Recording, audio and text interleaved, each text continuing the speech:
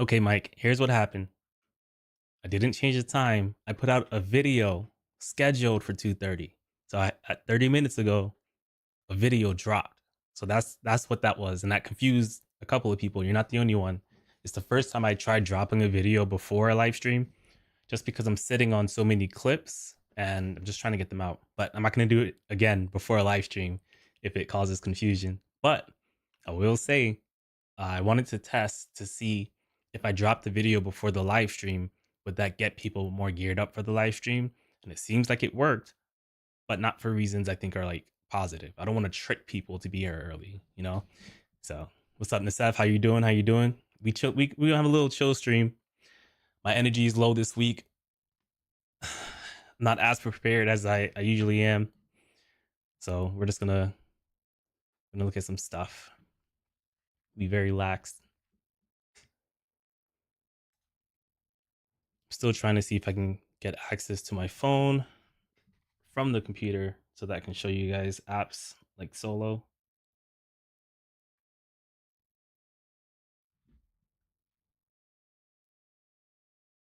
If you have a PC at home, and I don't know if this works with Apple, but it definitely works with Android, you can wirelessly connect your phone through Windows, and you'll have access to all your apps. So the same way I show my Lyft app, the Solo app, or the Uber app while I'm here with you guys, I'll show an example once I get it fixed. But I gotta fix my Microsoft account. But yeah, it's very useful if you spend a lot of time at the computer, like I do, editing videos and stuff. I can just have the Lyft app open on my computer monitor, so I can always see the bonuses and the surges.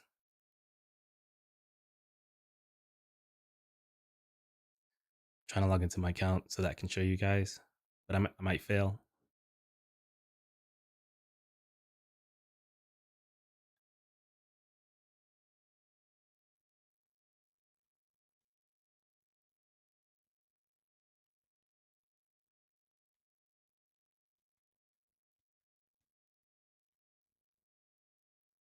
All right, so it's not working right now. I'm not gonna be able to fix it until next time. All right, so no solo today. That's fine. I'm gonna show you guys some of my taxes. I did complete my taxes last week. I didn't work at all last week, mostly because I'm a procrastinator, and I procrastinated with my taxes. And then when I decided to do my taxes, I did them the hard way. And I'll show you what I mean by the hard way. In 2023, I did not do a good job of tracking my mileage. And we drivers know that tracking our mileage is very important.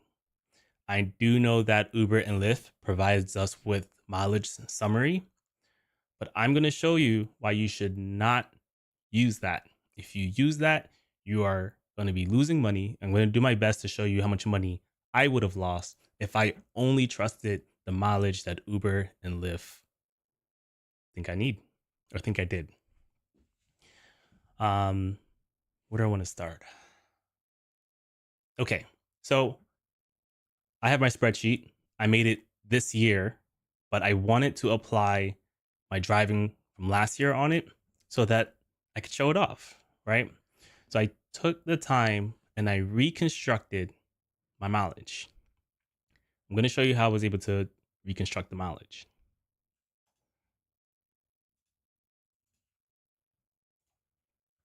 All right, so this says 2024 here, but it's 2023. I just didn't change this since I made it in 2024. But I went back to every single month, every single day, and I put in my mileage every single month down here: January, February, March, April, May, June, July, all the way up to December. And then I'll go through the summaries with you guys first, and then I'll show you how I was able to recreate my mileage. It's something that I recommend everyone turn on. It's something that's very simple, and it saved my butt this tax year. So I made a total of $44,135.25. That's what I took from Uber and Lyft, and this does not include cash tips. This does not include some of the deliveries I were doing. I wasn't doing a lot of deliveries like Walmart Spark or DoorDash. I wasn't doing a bunch of them. They didn't even send me tax forms, so I didn't even include that here. My mileage was $43,114. So last year I made $1.02 per mile. Not bad. Could have been a lot better. And thanks to some new strategies that I'm doing this year, it will be a lot better. But it made me also realize that the more money you make per mile as a driver is the more in taxes you're going to pay. If you're paying taxes, it's a good thing. That means you're making money. So don't think that this should discourage you from making more per mile. But to me, that's a welcome association that I'm okay with. If me driving my car less miles and making more money means I'm gonna have to pay a little more in taxes, it's gonna be a good trade off, right? At worst, your tax percent is probably like 25%, and dollar for dollar isn't how you look at it when it comes with taxes. It'd be like a dollar to your tax rate. So if you save a dollar by having a better dollar per mile average, like you make a dollar more, but they're charging that dollar 25% in taxes, you're still profiting on that spread 75 cents. So don't worry about it too much. If you're getting taxed more, it's because you're making more money, and that's okay. Don't think you should have to change your strategy just because you found a strategy that makes you get taxed more. That's kind of the goal, the unfortunate goal of making more money, and being more efficient with your time. My expenses aren't included here. Um, the debit card I use to track my expenses, I shut that down when I got married, and I don't have access to it online. I would have to order paper mail to get my statements. So expenses aren't included here. But here's something that's really cool. I had to pay about $2,000 in taxes, and my spreadsheet got pretty close. Let me see if I can zoom in here a little more. So you see right here, I learned a lot by doing my taxes this year. I learned that, so the first time I did my own taxes was during the pandemic, and I used TurboTax. I didn't really read through what was going on, but there were a lot of government money that came back through taxes, like a lot of tax credits and things like that that I qualified for that don't exist anymore. So I didn't have to pay any taxes in like my first 2 years of rideshare, including self-employment tax. They never put that on me. But now I'm realizing that it's because I was getting so many like rebates and tax credits and things like that that it would cover those amounts and give me a little bit back. But that's not the case for me right now as a single person. Well, I married but filed separately, so I don't really have any tax credits or tax breaks, which I'm not complaining about. Whatever it is, what it is. But I had to pay 15 point something percent in taxes this year, even though my taxable income was zero. So if you're self-employed, even if you have a low taxable income, you're still gonna have to pay that self-employment tax. And it came out to about $2,000 for me. So I made $44,000 before expenses, and the only amount of taxes I had to pay on $44,000 was about $2,000. So before expenses, I actually brought home 41,000. So it's not bad. It's not bad. Just wanted to point it out. And I was able to recreate my mileage because I use Google Maps to track me. Like I've had this on for a very long time, probably since it was an available feature. I don't know if it's available on iPhone, but this is in the Google Maps. I would show you how to do it, but I don't want to give my location away. But you see everywhere I've been, right? I've been to Jamaica, down here to Florida, Key West, mostly in the East Coast. Thinking about moving to Vegas, so I went to go scout Vegas a little bit. This looks like a mistake. I've never been to Dallas. Maybe I got pinged to one of their servers, or as I was flying to Vegas, it marked me in Dallas. I don't know. Been to Canada. But yeah, this tracks me every single day. So what I was able to do is I went into my Uber, my Lyft account, and I looked at every single day that I drove. And then on this Google Maps, I can put in the date, time, and year right here, and it'll show me my mileage. So I think that drivers should always have at least two methods of tracking their mileage. That does not include Uber and Lyft. One of those mileage should be semi-manual. Like you don't really want to automate everything. You want to have something that you can compare the automated numbers too. So having two automated systems, it's not effective, right? Both of them could be wrong, and then what? So I use this Google Maps, which could be wrong, but it's a good safety net in case I got too lazy to continue writing down my mileage in my spreadsheet. That's usually how I do it. I put the mileage in when I get into my car. I put how many miles is on my speedometer, and then when I'm done, I do the same thing. And I do it for personal, I do it for business. Make sure I have it all sorted out just in case I ever get audited by the IRS. They like to see the difference between personal and business. So I think that everyone should have at least two methods. And if you only have one right now, I strongly recommend the Google Maps method. It's really good. It's really good. It's a pain in the butt to like, it's the best thing that I found that doesn't require my attention. Like I know Gridwise has their thing, and I know some of these other apps have their automatic tracking, but you still have to classify them, and you still have to remember to turn them on if it's Gridwise. And I have enough going on mentally to where I'm not even assuming that I'm gonna forget. I've come in here. I didn't turn the grid app tracker off. I wake up in the morning and it's still tracking me, and I don't really have the state of mind to fix it, you know. And that was happening pretty commonly, and so I had to force myself to develop the habit of manually tracking it, which sucks. I hate that I had to become that kind of person, but it's saving me a lot of money, and especially if you go by what Uber and Lyft are showing you. So that's what I'm about to show you right here. Let's start with Uber since it's the smaller number. And I actually made a very interesting revelation while looking at my tax summary for Uber. And I want you guys to look at your tax summary too to see if you guys can see this thing that happened to me. It was very shocking to see it. And it makes me think either there's a glitch in the matrix somewhere or Uber's doing something very, very dirty. But we'll get there in a second. So my tax summary for 2023 for Uber, I did 350 completed trips, didn't drive a lot. I did online miles of 5,236. See that right here. My gross payments were $8,418. So that's including gross trip earnings and total additional earnings. And then for expenses, fees, and taxes, it was $3,253. I'm going to show you the breakdown between expenses, fees, and taxes. That's where the shocking thing is. So my net payout is net earnings, $5,165.18. If you haven't looked at this paper yet, shame on you. It means you haven't done your taxes, or you did your taxes and didn't look at this. And you should be aware of what your business numbers are saying. So scroll down here a little bit. This is where it gets really interesting.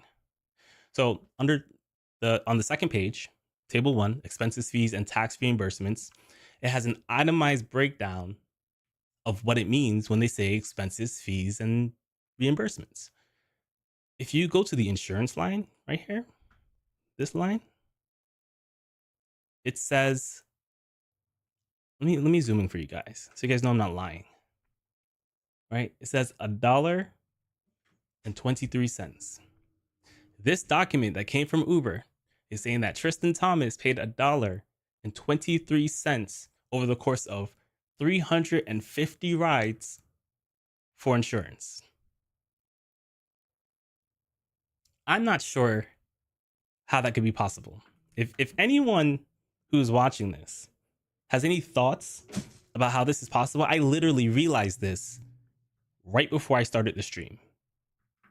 So I haven't been able to look any deeper. I did ask some other drivers to check theirs to see what it says. So if you're there, if you're home and you're safe, you're not driving, you got access to a computer, or you can pull it up on your phone.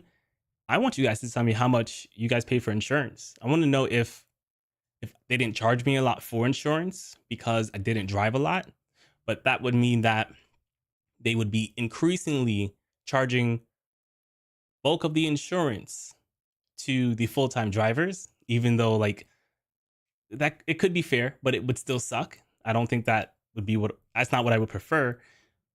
And if that were the case, I would much rather have the option to pay for my own commercial insurance because I believe that I would save more money as a full-time driver. So I think I suspected in the past that the top earners for Uber and Lyft, right? The people who actually make the company Uber and Lyft the most money are the people who are also shouldering the burden of insurance for all the part-time drivers. That's something I suspected. I have no proof of this. I'm not even saying that this is proof of that. What I am saying is this is a breadcrumb that I want to follow. I want to understand, why did I only pay $1.23 for insurance in the entire of 2023, even though I made, what was it? $5,165.18. I think that deserves to be answered. And I don't know what the answer is right now, but it's definitely something that's on my radar. Definitely something that's on my radar. But we are looking at the mileage, right? So I can compare my actual mileage to what these apps say my mileage is and show you the amount of money that I would have lost by trusting that. My online mileage here is $5,236. I'm going to put that in my calculator. I'm going to store that in my digital calculator. 5,236 miles. So next, we're going to look at Lyft. Here's my Lyft 2023 summary. I did 2,570 rides. My online miles for January to June was 14,016. My online miles from July to December was 10,658. My non-ride payments was $52,403. My non-ride earnings was $19,000. I believe non-ride earnings is like bonuses, referrals, and things like that. And then ride payments were just like the money that Lyft gave to you directly from the passenger, directly from. Of course, there's the Lyft platform fees, almost $19,000. Zoom in for you guys. There's the service fees, $10,000. How is the platform fee not the service fee? How is that like not the same thing? There's a third-party fees for a little less than $1,000. I think that's like government stuff. And then there's the express pay fees. So I believe service fees includes insurance, but it would be like a makeup of things. And I would really like a little more transparency from Lyft here. I can see that Uber shows us if that number is true. And I would like some more transparency from Lyft on how they break down their fees. There is some explanations here, but for example, it says service fees are the total services passengers paid for the rides you gave. Service fees are added to every ride to support some of this operational costs like insurance and background checks. So it doesn't even say, it doesn't give you a full list of what insurance of service fees replicate or indicate. It just says, here are some examples. So I need some more transparency out of them, and not a fan. Yep. So I probably won't do it right now. I didn't prepare enough for it. I was going to show you guys my taxes. I recorded the video how I did my taxes with TurboTax, and I'll put that out later. I'm a little busy, but I'm going to check in on the comments. See, oh no, I'm not done yet. I forgot. I'm not done. I need to add, I'm still trying to figure out how much money I lost with Uber and Lyft compared to what I have on my spreadsheet for my mileage. I forgot about that. All right, so bring the calculator back out.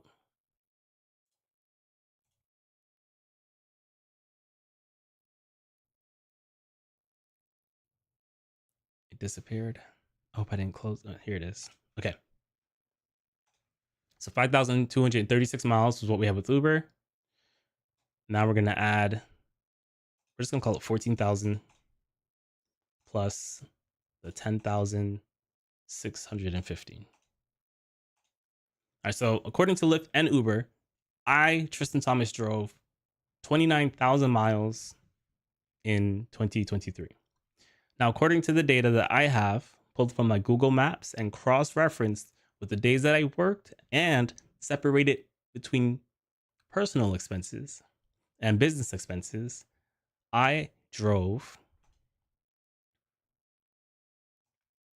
a total of 43,114 miles in 2023. Uber and Lyft are missing about half of my mileage. But let's see what that works out in terms of money. So for this, we're gonna hop on over to Google Bard. This is AI. We're gonna use the AI to do math for me because I get nervous doing math live in my head in front of people. So we're gonna do it this way. Okay, so and when you're using AI, what's cool is that you can just structure as a like word problem. So in 2023, Lyft and Uber said I drove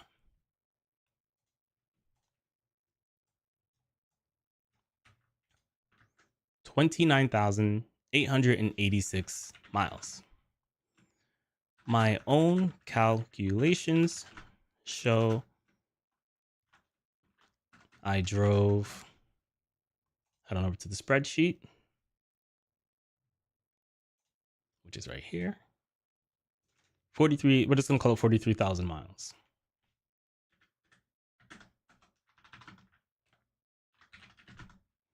How much of a tax write-off would I have missed out on if I only trusted Uber and Lyft?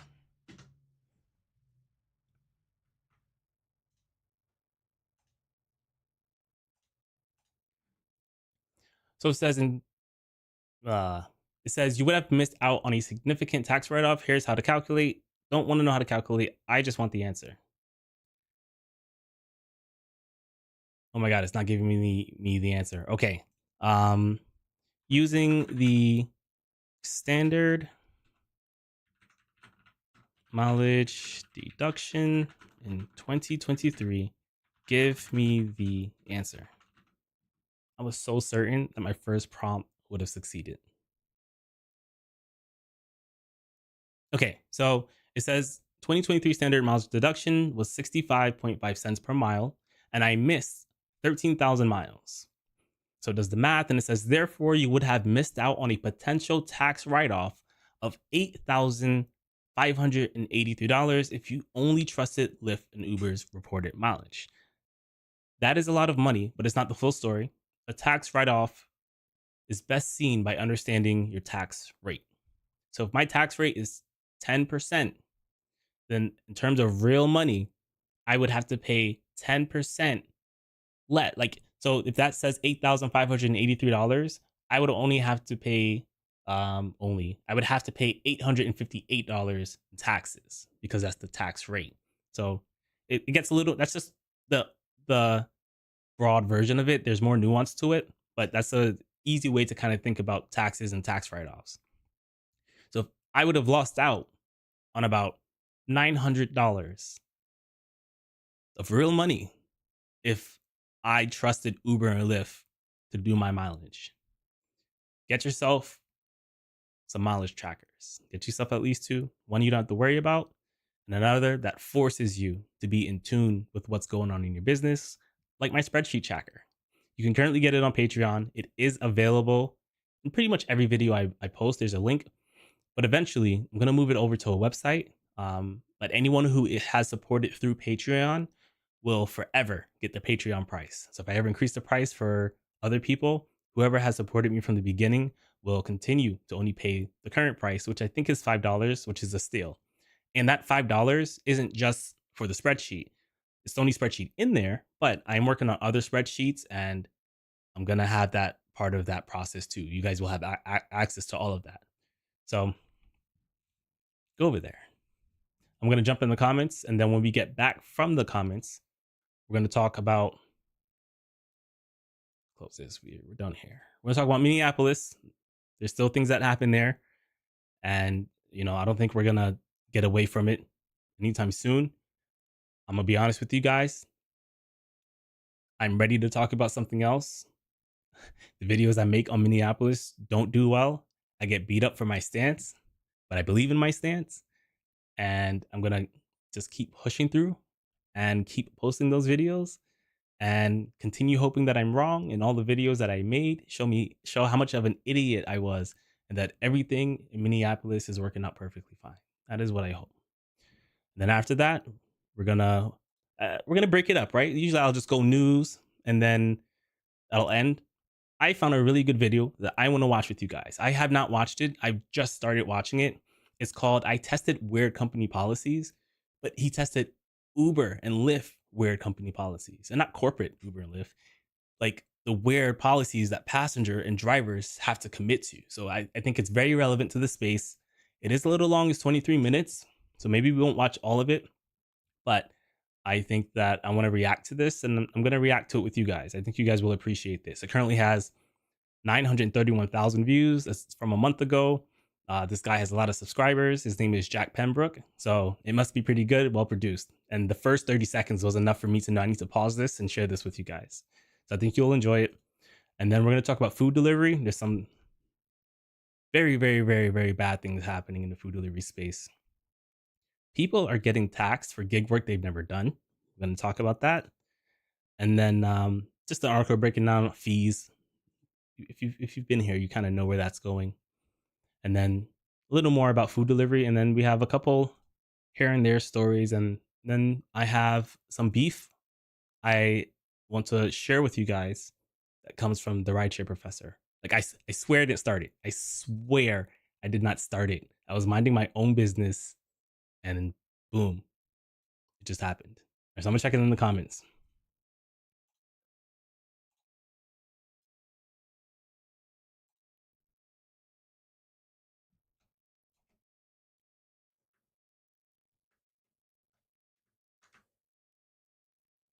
All right, here we go.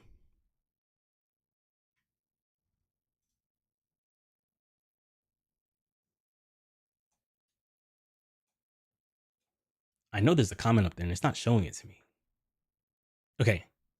Mike B says 3 now. I already spoke about that. Nasef says, what's up? I lost my bonus, didn't hit Sunday. Had to call them for them to give it to me. How did you lose the bonus? Like Uber? I didn't even know you could do that. With Lyft, they're ruthless, man. I got like one ride away, and then it's like, nah, bye. What made you? Like, what are you slacking, or is it getting slow? I didn't drive at all last week, but it should have been busy. It should have been one of the festivals happening here in Charleston. Ron says, I'm still at work. Got a scheduled pickup after work at 3:30 p.m. I did not know you work and you do this, Ron. You're goated. You are goated. Dylan says, hi. Hello, Dylan's. I see you're still doing the borders. People love the borders, man. The numbers support the borders. My B says, it got you here. It got you here. Mike B says it's live. Oh yeah. Nasef says I paid hella taxes today, $2,000. That's exactly how much I paid. I paid $2,000 in taxes. Interesting. If you're comfortable sharing your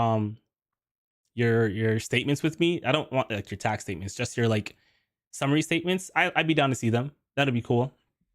Luke says, oh my god, my favorite YouTuber is live. There is some high quality Excels. Luke's one of my creator friends. Well, Luke, I didn't realize you're a mod here. I don't even know how to make a mod. I've never made a mod. I guess I kind of let my comments go crazy. Odin says, hi, I am here. So am I. Welcome. Demi says, Ride charges less. $30 a month subscription includes commercial insurance. I do know that it's $100 in my city. They could have introductory prices that change based off of where they're going. Yes, it does include commercial insurance. So yeah, if you want a easy way to build your own like your own clientele base, Rides is definitely a good way to do it. In my city, getting random rides through Rides, what a bad name, is far and few. The reason why I'm not trying to build the clientele, because I don't want to be rideshare for long term. I don't want to do all that work, but there is money in it. It's a slow snowball. But if you're trying to be a long-term rideshare driver, you definitely should start now. You want to own your client list. It's the same thing for YouTube. It's the same thing for rideshare. If you want to be a long-term, full-time rideshare driver, you need to own your clients, right? The lists, their phone number, their email, the contact information. It's the same thing. Why I'm making the website. I want to, have you guys, like, Patreon could shut down tomorrow and then I'm screwed. So I'm trying to deplatform is the best way to do it. Just make sure you do it correctly. Make sure you do it legally. And I see that you're thinking about it because you're wondering if they have commercial insurance. So, yeah. Try new things. Just make sure you do things as legally as possible. Damien says Uber has an insurance deal called Extra Optional Insurance in Tampa. Costs 2 to 3 cents per mile trip, deducted automatically, only covers bodily injury while on the app. That is interesting. I am going to write that down in my notes. I'm going to copy and paste it so that when I start diving deeper into why I only paid $1 in insurance, I can start doing some research down this rabbit hole. I don't even know if I signed up for it. I have to kind of go back and double check, but I still think that that's pretty low. I think that's still too low. Let me drop this in my notes. Give me a second, guys.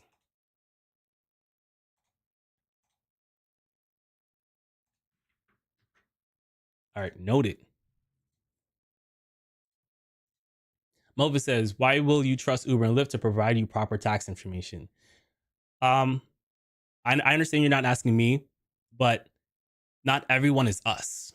Not everyone comes on YouTube to learn more about rideshare. A lot of people just download the app, turn the app on, go drive, come back, and when they stop, they don't think about rideshare anymore. And there's nothing against those kind of people, but a lot of them exist. Usually they're especially newbies will probably do that. They will not even know that they need to track their mileage themselves, right? They might not have done that research. There's different levels of knowing and understanding, and it's really easy for us because we know so much more than the average Uber and Lyft driver to think that it's common knowledge.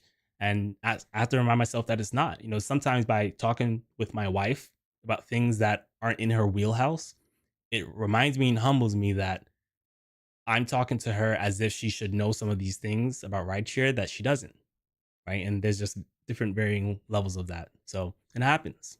People believe it, and I'm here to help them to stop believing it, And that's just says, solo strong man, it is so accurate. I don't know what you mean, but I agree. Mike B says, I wish my struts were only $5. I think we spoke about it last week. I guess you haven't paid for it yet. You haven't gotten it back yet. Damien says, you missed reducing taxable income by $8,000. No, I didn't miss it. You probably just jumped in. I was showing what would have happened if I didn't track my own mileage. If I didn't track my mileage, I would have missed out on $8K of mileage deduction because Uber and Lyft only tracked about half of the mileage I actually drove for business in 2023. That's what I said. So I didn't miss it, but that's what I would have missed if I didn't have a better mileage tracking system that I made and have. Steph says, I have a friend here in SC who has his own clients and I help and make 2,000-ish from him a month. That's the only reason I bought commercial insurance. Okay, I remember you saying you got it. I asked you why'd you get it. I think it might have been in the Facebook group, and I don't remember getting an answer. So that's pretty good. So I mean, yeah, do your thing. For me, what sucks for us here in Charleston is that there's no. Well, I don't know about Uber, but I know there's no Lyft Black. I don't know if all the ride types. Do we have Uber Black in Charleston? I don't think we do. I could be wrong, but that's the clientele you probably want to focus when it comes to cash rides, right? If I were to do cash rides in my Volkswagen Jetta, for sure, I would make more money than Uber and Lyft, on paper. But I'd have to be way more strategic about things because if I live 20 minutes away and the passenger wants to pay me to take them to the airport, but they're not going to pay me more than what they would pay Uber and Lyft, I would have to justify that cost per hour of leaving my house, driving that 20 minutes to the airport, driving them to the airport, and maybe I would start my day, maybe I would end my day, but there's too much control over. I would rather focus on high paying clients that would book me for a time period than smaller trips that force me out of my house unless those people live close to me. So, that's something you could do too. If you're trying to build your own private book of business, you can build it around, people who live close to you. That's definitely an option. Even then, because I'm not trying to be a long-term rideshare driver, I don't think I'll do it. I do think maybe when I go to Vegas, I might try it. Might try it for just, I guess, for YouTube. Honestly, see how far I can go in my spare time, doing private driving things. But right now, it's just not the focus. Spending money right now to do anything to get me to that next tier is not the focus. Paying off debt is the focus, and that will allow me to have the ability to do all of what we're talking about now in the future if I want to, and not because I have to. River Dad says, "Good afternoon. Hello. Welcome." Melvin says, "Ultimately, you are responsible for the decision-making process to track miles and your expenses." That is true. That is true, but not a lot of people realize that enough. Driven Dad says, "We are Yogi Bear in that regard. I guess we are smarter than the average bear." I like that.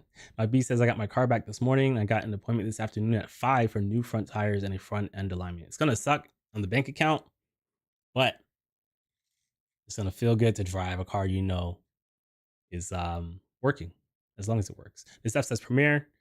We don't have black, we have Premiere." So I don't even really understand the right types. I'm base model over here. So I'm gonna have to do some more understanding of the right types.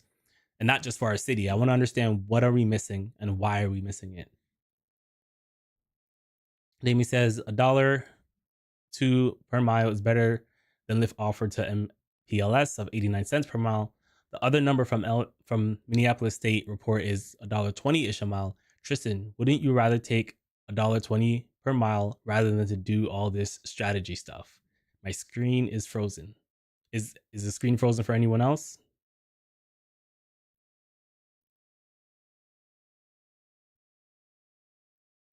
Let me go look on YouTube.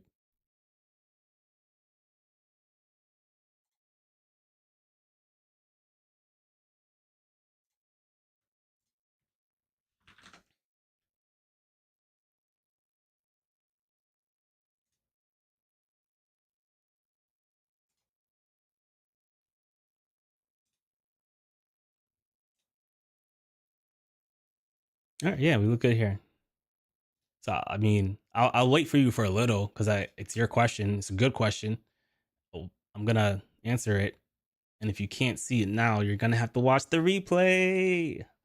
But Damien, I don't know how long you've been. I don't expect everyone to know exactly everything I said. Every time I have a podcast that's 3 hours long, and then once a week. But I've been following this Minneapolis thing pretty much since it erupted, like last summer, a little bit before the summer.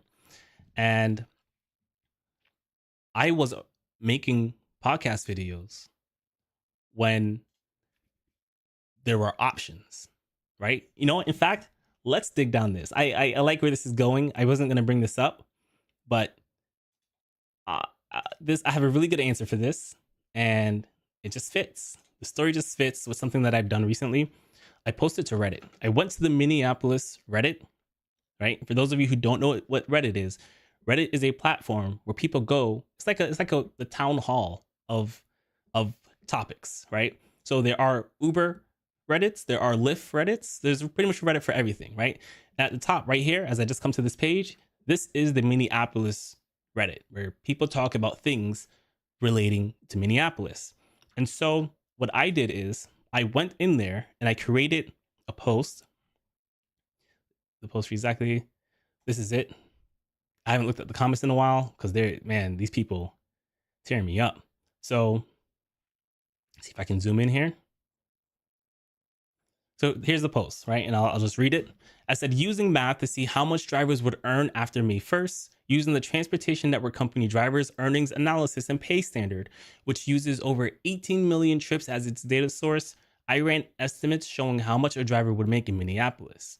The city council believes that the new pay structure of $1.40 per mile and 51 cents per minute will equate to $15.50 an hour. For those who want the video version of that breakdown for the math, click here. I made a video of it. Now, to figure out the estimated hourly earnings, we used the data from the study, right? The average trip distance was 7.8 miles. The average trip time was 14 minutes. The average rides per hour was 2.36. And I said, next, we plugged that into the city council's pay structure of $1.40 per mile and 51 cents per minute. The average pay per mile per trip becomes $11. The average pay per minute per trip becomes $7. The total average per trip is $18.49.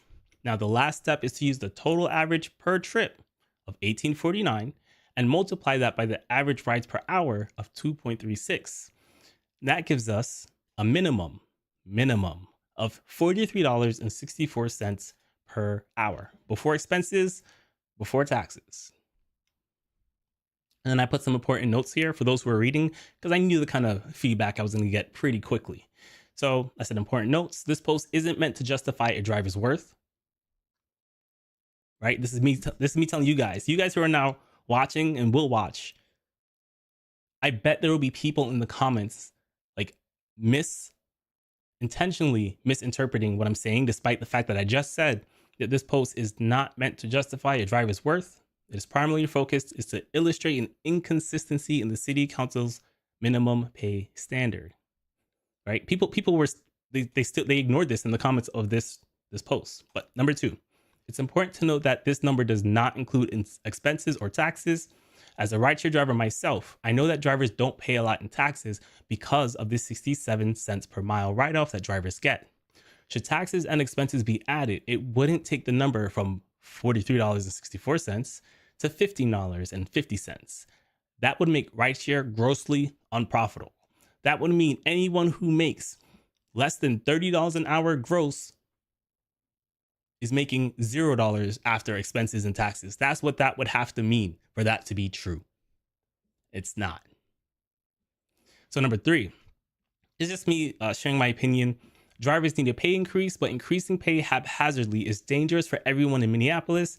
This will hurt drivers more than it will help. I hope I'm wrong. And that kind of goes back to the question that started this whole rant.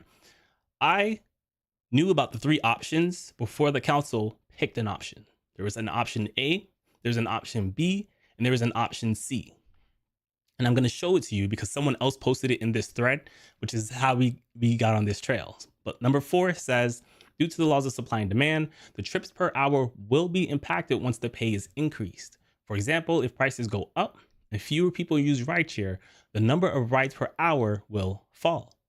That will change the math. However, I suspect that if the average ride per hour falls to a level where drivers only make $15.50, down from $43, it would indicate a significant drop in the rideshare customer base. I don't think that would be sustainable. I could be wrong. I want to be wrong. So 5, I just put the source for the averages. What are your thoughts? I think that I somehow made a mistake and I double posted this. So the comment I'm looking for is actually on the other version of this post, because I posted it with my YouTube channel in there, and it initially just got banned by the auto mod. There are auto moderators. If there's certain things found in your post, they'll just delete it until someone reviews it. So I assume it was reviewed, and then now there's just 2 versions of these. Let me see if I can find the other version.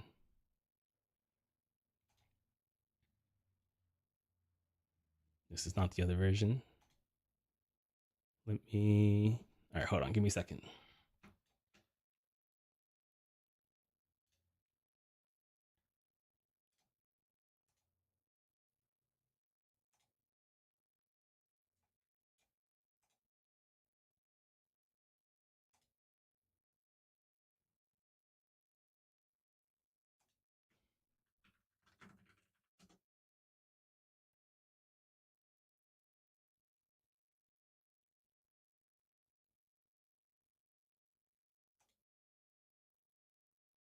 Okay, I found it. Here's the other version of it. Same information pretty much, just took the links out. What eventually happened is I found some people who actually like to have educated conversations, and it was lovely. So this guy, he was curious. I'm not going to read all of this. He was curious about, how did they arrive at this conclusion? How did the city council determine the math behind what they believe? So he found some documents from like their meetings, and he shared them with us, and I'm sharing them with you. So here's a legislative directive where the council commissioned people to figure some stuff out, right? It says calculate a minimum wage equivalent for app-based drivers and calculate a minimum fee for rides. That was the plan of this legislative directive. This is actual document from them. So it says, here's the precedent, right? They use Seattle and New York as their example, and it breaks down how they use the math that they use. In 2022, Seattle implemented a 64-cent per passenger mile and $1.50 per passenger minute for app-based drivers. In 2018, New York City implemented 25-cent per passenger mile and $1.16 per passenger minute for app-based drivers. Seems backwards. That seems backwards. I'm gonna have to fact check this. This is a government document. I don't think that's right. I think it's the reverse. Is this accurate? I'm gonna check it with AI, which could also be wrong, right? It says no, that information about the per minute rate for app-based drivers in New York City in 2018 is not accurate. While it implemented a pay standard in 2018, the pay per minute was increased in February. Okay, that's not. I don't care about that. It says here's a breakdown of what was implemented in 2018. Okay. In 2018, New York City established a minimum pay standard of 25 cents per passenger mile. Wow. I thought it would be, wow. Oh no, it says that's the inaccurate part. See, now I can't even trust this. I'm just gonna have to Google it. That's so lame. And so it comes up here in the city of Minneapolis, first link, which makes me really second guess it. Like, why would they show up first? So let's say 1.16. Let's switch these around. Let me just see what that says.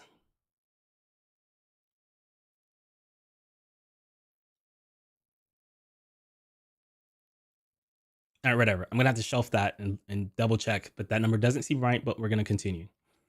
So it says Minneapolis minimum equivalent wage. So they wanted to look at the numbers from Seattle and from New York and determine how can they translate that? How can they do some math to this thing that's happening somewhere else to fit what they want to happen? So it says large employer would be $15.19 per hour, which would break down to 25 cents a minute. Seattle minimum wage is $17.27 and breaks down to 28 cents a minute. New York City minimum wage, $15, breaks down to 25 cents a minute. Associated time cost, the maximum estimated drive time is 47 minutes per hour.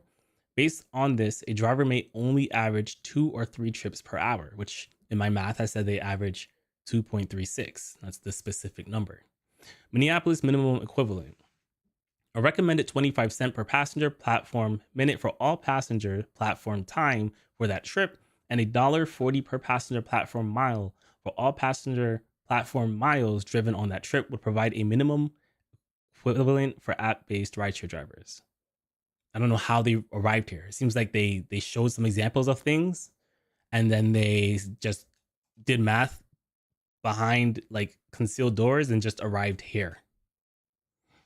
It says minimum pay per ride and cancellation, minimum of fee of $5 for any ride provided. I agree with this. I think this should be like everywhere. I think this is good. A driver should receive 80% of the cancellation fee for rides accepted and canceled by a passenger. I agree with that as well. And then there's a wage comparison chart. So this is something that they actually made. This is from June 6, 2023. This is 8 to 10 months ago. It's been happening for a while. So the next thing that he showed was a motion, right? And it shows you which council members made this motion. And the motion is for the Minneapolis City Council directs the legislative department to compare the estimated average net hourly earnings after associated cost factors for transportation network company drivers working under the following 3 minimum compensation models and to report the findings to the proper committee no later than January 19th, 2024. This is what I was talking about earlier about the 3 different models that they were trying to decide from. So model A, I know I can't zoom in, it's PDF, it doesn't resize for you guys. So you guys are just gonna have to listen. Model A, A minimum compensation rate of $1.40 per mile and 51 cents per minute for the time of transporting a rider. That is what they currently picked. Here are the other two options. Model B, a minimum compensation rate of $1.17 per mile and 34 cents per minute for the time transporting a rider. I did the math on this in a previous stream, and this would have equated to over 30% increased income. Model C says a flat rate of $24 per hour applied only during time on the way to pick up a rider or during the time transporting a rider. I didn't do much math on that. I don't really know if that's cool or not. But Uber and Lyft, right now, Uber and Lyft are counter offering with 89 cents because that's what the study says. Before the study came out, Uber and Lyft were willing to do the $1.17. They could have been making $1.17 since last year, right? Without Uber and Lyft threatening to leave. It wasn't until they picked the 140 per mile that Uber and Lyft said they were going to leave. Don't let people skip over that fact. Like, I'm not trying to defend them. That is crucial information in this whole conversation. What's typically happening to me whenever I talk about this, I talk about it a lot on Twitter. People will say, "Oh, I'm against the $1.40 per mile because I'm against drivers." That's not the case. I'm against the 140 per mile because I think it's unsustainable for drivers and will hurt drivers. Don't assume that just because I disagree with you, that the reason I disagree with you is because I hate drivers and I want to protect Uber and Lyft. I don't care about protecting Uber and Lyft. I'm here for the individual. My channel is more focused on helping the individual financially. Some of these YouTubers and some of these drivers, they have so much hate in their hearts for Uber and Lyft. And I'm not saying that they should or shouldn't, but they have so much hate in their heart for Uber and Lyft that they're willing to shoot themselves in the foot if it hurts Uber and Lyft. And I'm not willing to do that. I'm not willing to cause any negative thing to happen to me in order to harm Uber and Lyft. I live my life by trying to get what I can get from Uber and Lyft so that I don't need Uber and Lyft. That's kind of my revenge, my future revenge story. But drivers will shoot themselves in the foot and say whatever just to hurt Uber and Lyft. And I think that this was very fair. This option, Model B, was extremely fair. $1.17 per mile. We just looked at my numbers, right? Let's see. And my fantastic, you guys always say my market's the greatest and it's fantastic, and it has its charm, is what I would say. It's probably top 10 on the East Coast, but I probably not top 10 in America. I have too many tabs. I always have too many tabs. So my mileage, I made $1.02 per mile, and I made more than $15.50 per hour, right? So even that $1.17 per hour is still I think I did the math. It was like $30 per hour, which if you're making $30 ish per hour at minimum before your expenses, I think that's fine.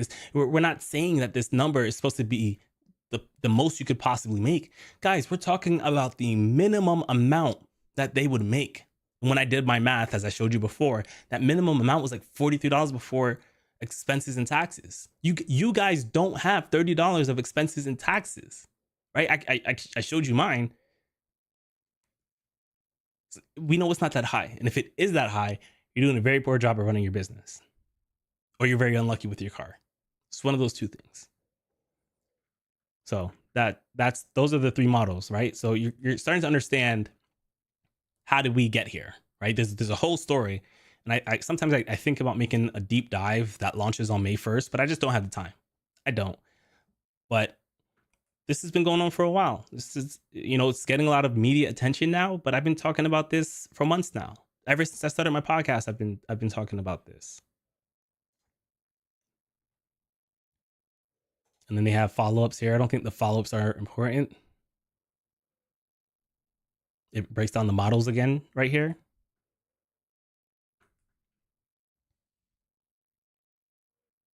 But this all explains how they came to the conclusions that they came to, but it doesn't really show the math. At least not here.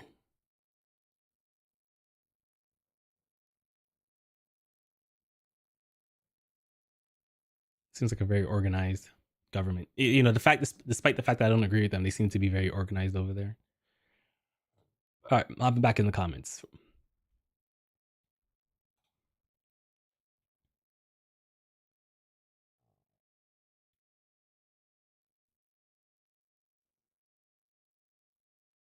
This stuff says, do you want my Uber statements from last month's? You know, our group gets so mad. No, I want to see from 2023 if you want to share that. I hope your screen unfroze.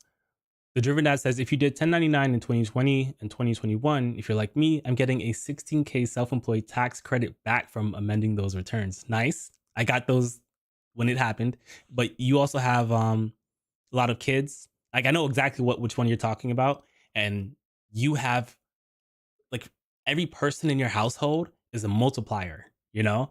So if I took care of one person, then it's not that much. But if you took care of 8 persons, that's a lot, you know? And you get to do it for yourself and for them. Like it's a very, very good tax break. I think it's very, very fair. But I don't benefit from it because here I am. I was a single person. Melvin says, Uber Black, you will find it in the large metropolitan areas. You must likely find Premier, Uber, or Comfort in the rest of the area. So that's a good indication that they don't even consider Charleston a big market. So yay to me in Great Charleston, right? Roulette Wheel says, keep paying low makes the drivers work longer hours, and Uber benefits by increasing rider revenue. If Uber keeps pay high for the drivers will work less and less rider revenue for Uber. I can agree with this from a supply and demand standpoint. Everything you said makes sense. Everything you said does make sense. It's a sweet spot, and the opposite is true too of passengers, right? The more passengers have to pay, the less they'll be likely to take it, and they will lose business. There's fluctuations to it. There's acceptable ranges to it. For example, Disney, who owns Disney Plus, they increased the price of Disney Plus, and a lot of people didn't want to pay that new price. So what they did is they stopped paying for it. But the amount of money they increased the price by made up for the amount of subscribers they lost. So there is some wiggle room in that whole supply and demand curve. And I think Uber and Lyft, they're too bloated to afford this pay raise, this mileage raise at that rate. And maybe they can afford it company wide, but maybe they would have to take money from their other states to make up for it. But it is a high amount. But I do agree with you that it would encourage drivers to work less. And some of the laws that have been introduced try to mitigate that by paying on the active time side.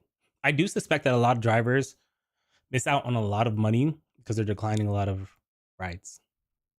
I think that upfront pay has not been a great tool for some drivers because they don't know what a good and bad ride actually looks like. They get on here, they see people saying, oh, I only take $3 per mile. And little do they know that that driver is only talking about active miles, and that sets them up for failure, you know? Roulette Well says, we just read that. Steph says, savages. Driven Dad says, Reddit, the place to go to get roasted. Roulette says, low income riders will be less, so pay will actually come out to around 25 to 30 before expenses. Yeah, they will be the first people to stop using the service. Driven Dad says, banned, free speech not welcome here. Council came out with the math by comparing taxi rates of $2.50 per mile and 60 cents per minute. It is comparable if you subtract Uber fees from that. So I'm not going to say that's not what taxi drivers are paid, but I will say that based off of what I just showed you, that doesn't seem to be the case. They looked at Uber and Lyft in New York and Seattle pay increase.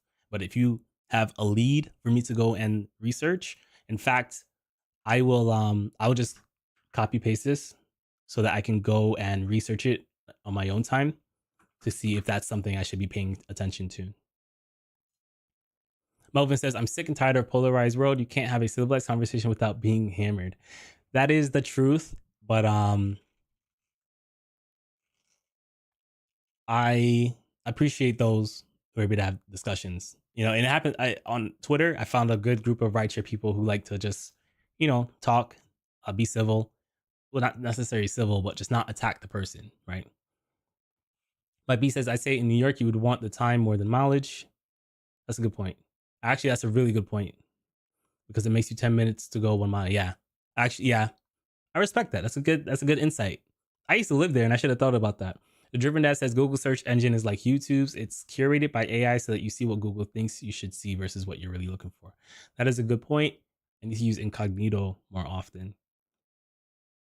All right, I'm going to go through these last comments and we're going to jump back. We're going to watch we're going to talk about Minneapolis, the news, the updates, and then we're going to watch a video where a passenger intentionally tries to break all of the policies. It's going to be funny. I don't like watching other people's content live, but I think that I'm going to make an exception for this video.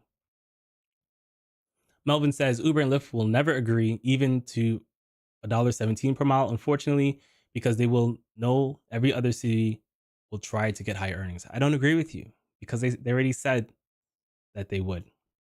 I will confirm it right now. Uber and Lyft agree. Waltz. I'm gonna have to pull out some search tools here. Let me see if Bard can score us an easy win. What were Uber and Lyft willing to accept as the pay rate in Minneapolis? So this is new. This is from the study. It says that they're willing to accept a pay rate of 89 cents, but that was before the study.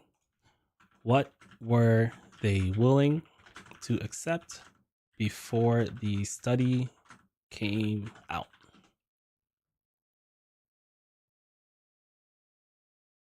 Damn, I'm not gonna be able to find this. Uber, 35 an hour, Minneapolis.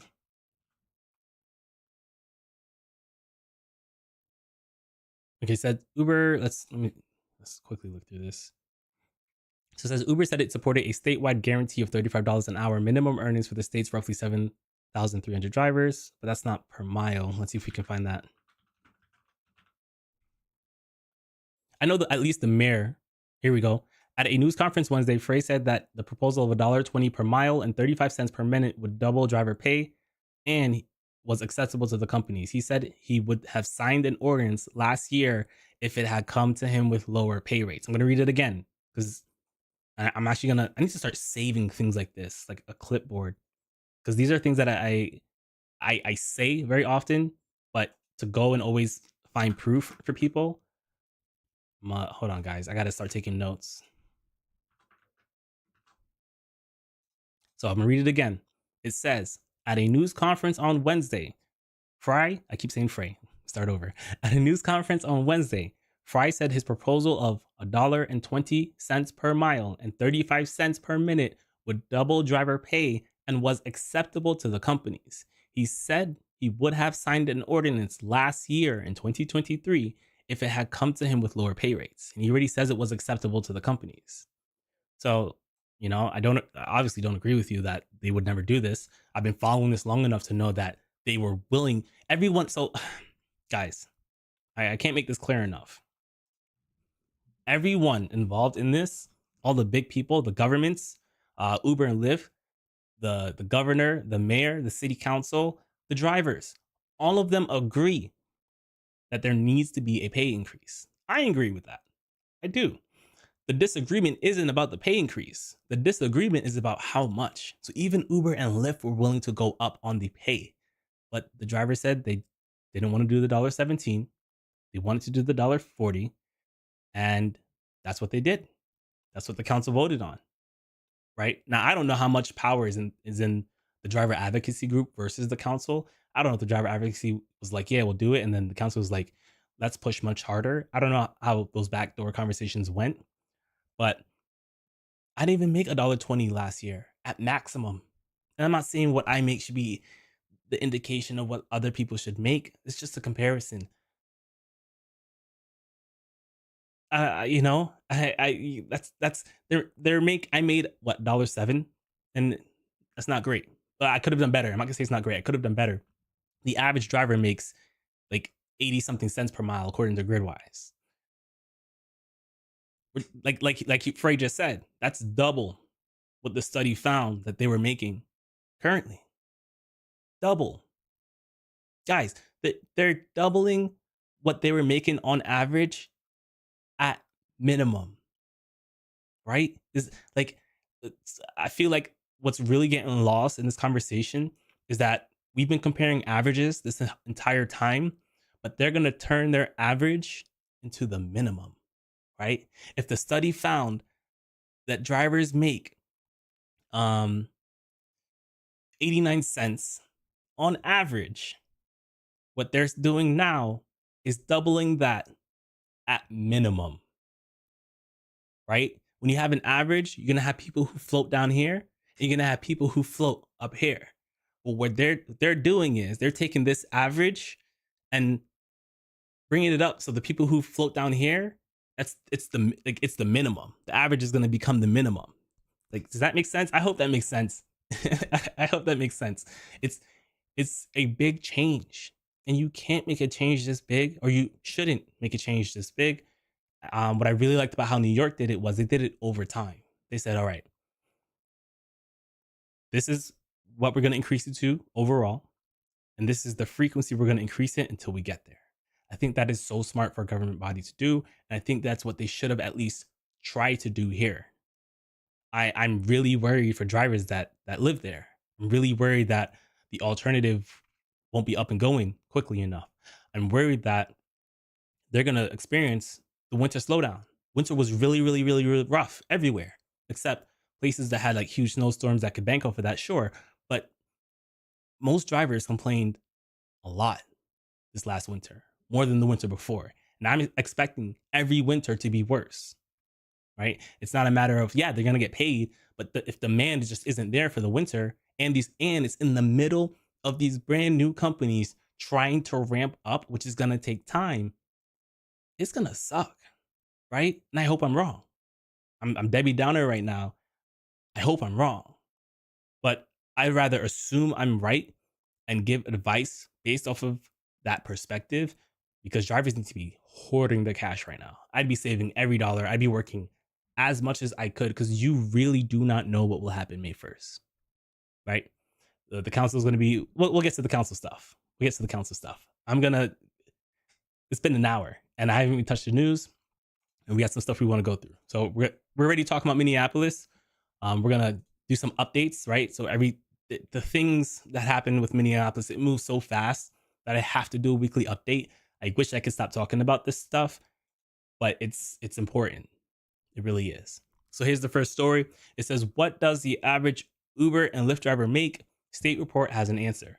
This article isn't so much about the state report. This article was beautifully written by Max, and it gives a good overview of the entire Minneapolis situation. So it's going to get everyone caught up to speed. And then we have like one or two articles that are past where this article is. So this was written on March 8th. It is now March 9th. If you're just not sure about the full story of Minneapolis, this is a good guide to it.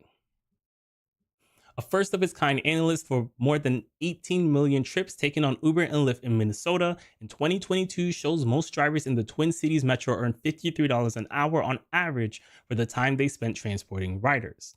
But drivers earned a slightly less than $15 an hour minimum wage in Minneapolis and St. Paul when accounting for the entire time drivers spend on the apps and deducting about 60 cents per mile in expenses under the federal mileage reimbursement rate. This number is really high. I average about 20 cents per mile in expenses. I don't have a car note, but the car note also wouldn't increase it that much. In fact, we can take a quick look at my currents. I got to switch my documents. I'll do that over here.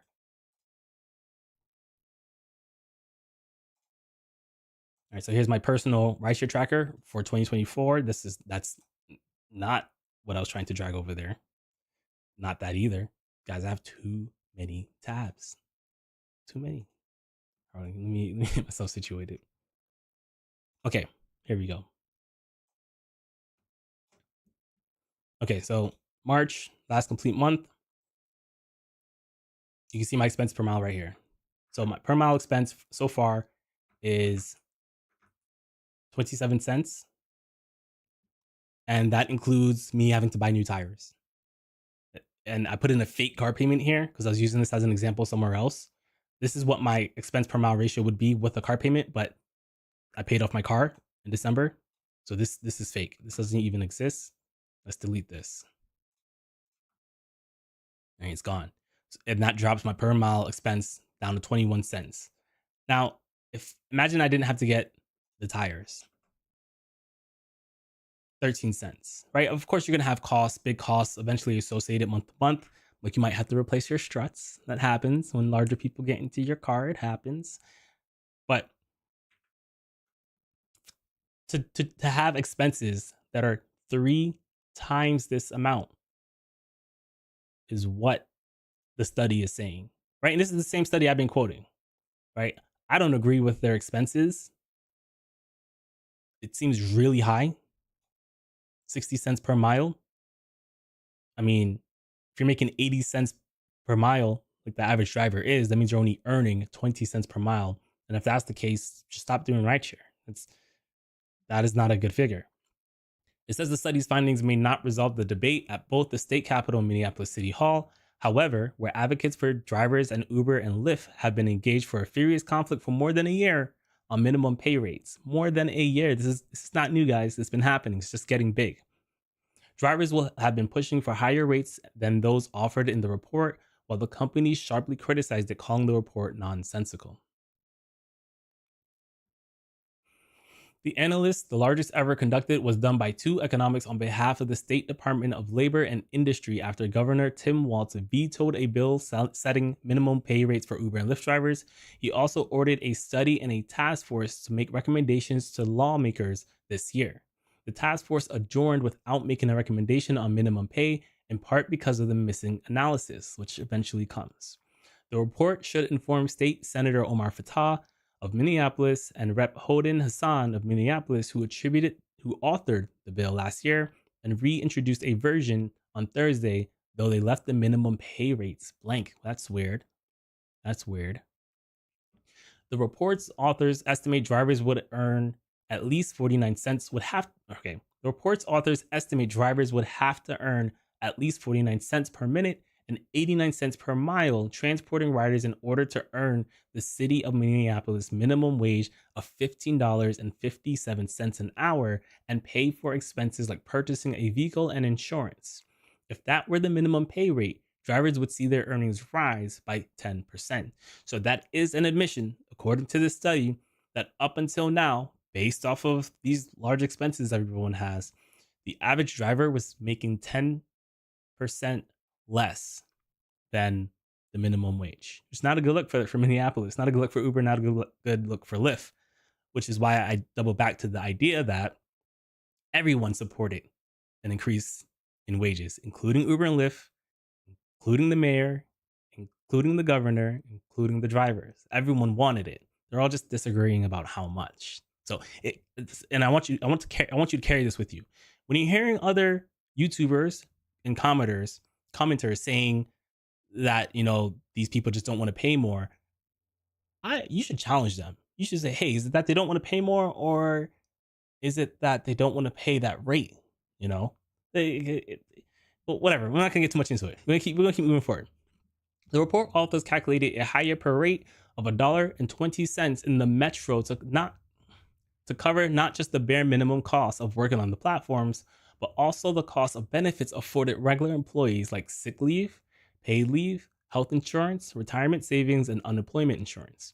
Uber and Lyft drivers are independent contractors not afforded those benefits. So now you can start seeing why these government officials started believing in the $1.17, which was Model B, because at $1.20, it would also afford them to have benefits, or probably the cash value of those benefits. And I like this a little more because while I'm not a huge fan of government doing too much, I believe some government stuff is necessary. And in New York City, Uber has to take money like from your pay in order to give these benefits. I would much rather have control. I would much rather choose if I buy these benefits using this money that you gave me or not, right? With Uber, it's kind of forced. Not a fan of that. But so I do think that's not bad. That's not a good thing to build into the cost of rideshare when considering and bartering for prices. I think this is okay. I think that was good. The Minneapolis City Council, deciding not to wait a day for the report's release, passed an ordinance with significantly higher rates at $1.40 per mile at minimum and 51 cents per minute at minimum on Thursday. So if you weren't paying attention during this time period, this is true. I was like made videos about this. The council rushed to vote on the ordinance the day before the study came out. Now, from a political perspective, that's very smart politicking. Brilliant. They're playing chess, not checkers. It was a good move for their advocacy, for the thing they wanted to do. They did very well. However, standing in the neutral zone is where the government body should be. And I think that we should use data to help us make choices, right? Data isn't always accurate. There's a bunch of things that could go wrong with data, but having data is still better than not having any data. And they chose to put what they want through. They probably knew what was coming. They probably knew the data before they put it on the website. They probably saw that and said, yo, we got to get this vote out. Very good politicking. Very excellent of them. I commend them for that. But I don't think their decision was rooted in math that makes sense.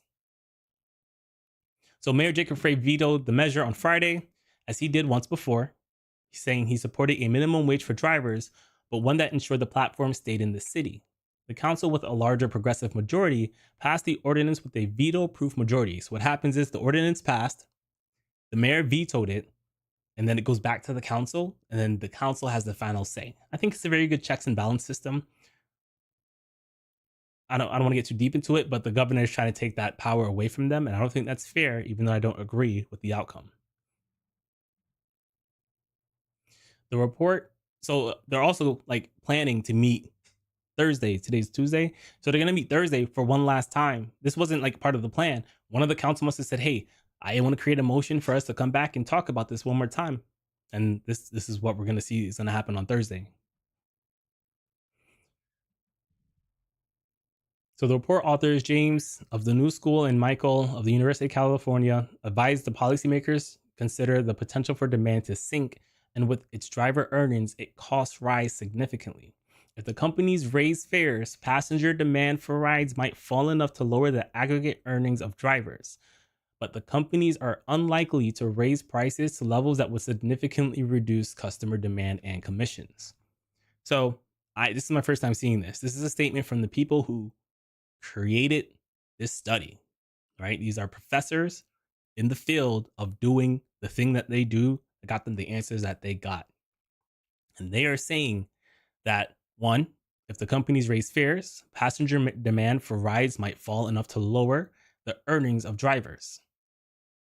He is saying that if this goes through, based off of his expertise in this field, he thinks that drivers will make less money, right? Passenger demand for rides might fall enough to lower the aggregate earnings of drivers. Let's look at what he means by aggregate earnings. Let's bar this. This is one thing Bar for sure does very well.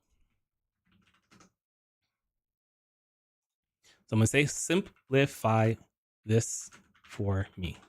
I want to make sure it's clear. I don't want to misunderstand something here. So it says, in simpler terms, the authors are saying raising fares could backfire if rides get more expensive. Fewer people might use the service, hurting drivers' overall earnings.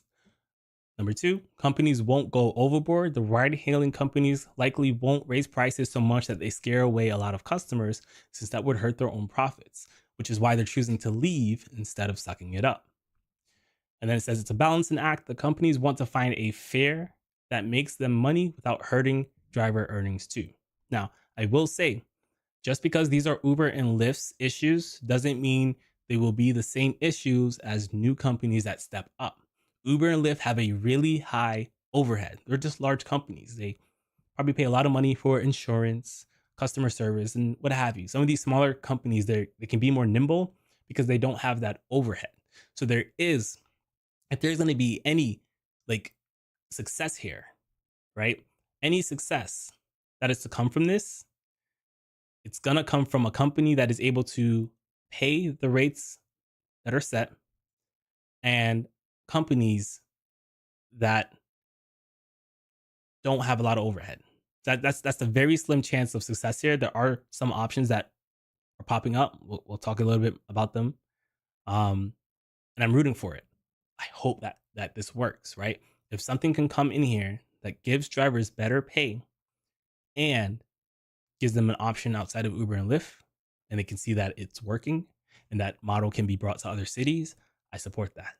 That's cool. That would be huge. I'd give that like a 10% chance of happening, at least within the next year and a half, right? I think there's very low percentage chance that something's gonna pop up that works with this structure. But there still might be something that we learn. So we'll keep moving forward. It says Uber spokesperson Josh Goh said after Seattle set minimum pay rates, drivers saw their per trip earnings increase, but their overall per hour earnings decline. That also coincided with the pandemic and growth of remote work, along with other factors that could have also negatively affected demand. Now, this is from an Uber spokesperson. So, grain of salt here. They're going to say what they say. But this tracks to what would happen in theory based off of supply and demand.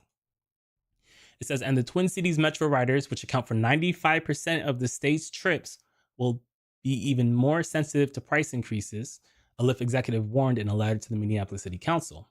According to the company, I think this letter came out this week, the median income of a Seattle rider is $103,000, nearly twice that of the $56,500 median income of a Minneapolis rider. This is the first time I've seen this stat. This is going into the notes, for sure going into the notes. That's actually really alarming. This is really alarming. The average Seattle rider makes $103,000. That is twice the amount of the $56,000 median income. And if I'm not mistaken, the mileage rate they set for Minneapolis is higher than the one in Seattle. Wow. Wow. They're really going to price poor people out of this market. And they don't even know it. And it's not their intention. I don't think it's their intention to do that. Wow. Yo, honestly, if this does not go well, I hope everyone gets fired. I really do. And if this does go well, I hope that they get pushed further into government. But I don't know how that's gonna happen. I really don't. I hate feeling like I'm hating on them, but I'm just not seeing the data and the numbers that make me be able to think it's gonna work. I'm just not seeing it. Every day I read it and look into this, I'm discovering more and more that like there's a real math problem here. A real math problem. And that's why I'm a little bothered because some YouTubers, they just default to, oh, the mayor, he's getting paid off by Uber and Lyft. And that could be true, right? It could be true. It could also not be true. And it's lazy not to look at all the other potential things that could be going on that make people say, hey, let's not do this. You know? So, man, don't be lazy. Seek out the information. It says, interestingly, while the current driver earnings are lower and greater in Minnesota, the report's authors estimate their costs are higher, though it's unclear if rides outside of the metro would support a higher cost. The Minnesota report also shed light on who earns a living as an Uber and Lyft driver. The companies say driving is a side hustle for most drivers and their users. Uber says 85% of drivers average fewer than 40 hours online every week, and Lyft says 91% of Minnesota drivers work another job or are students in addition to driving for the platform. At Walmart, their best selling item that makes them the most profit is bananas. They lose money on about 90% of their items so that they can sell you a profit on the best 10%, right? They make 90% of their income on 10% of their products. It's the same here, but it feels way more disgusting. The top drivers on the platform take almost 90% of the rides. That's wild. Which is why it'll be insane if the top drivers are shouldering the, well, I guess it wouldn't be insane. we'll see. I'm not going to share that thought with you guys.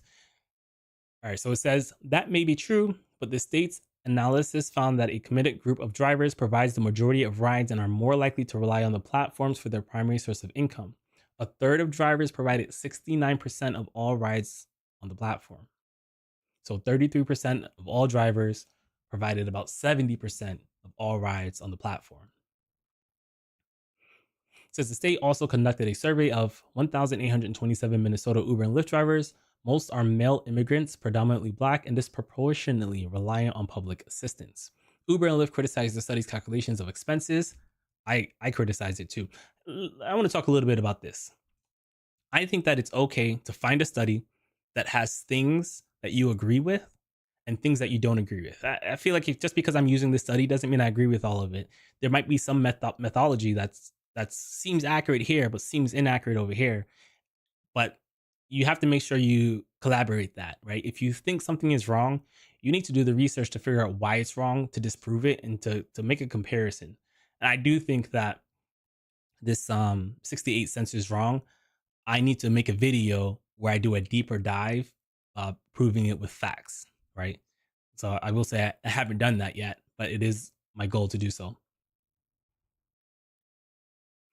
Reach and Parrot estimates it costs drivers 63 cents per mile to drive for the apps, including purchasing vehicles, cell phones, gas, maintenance, and insurance.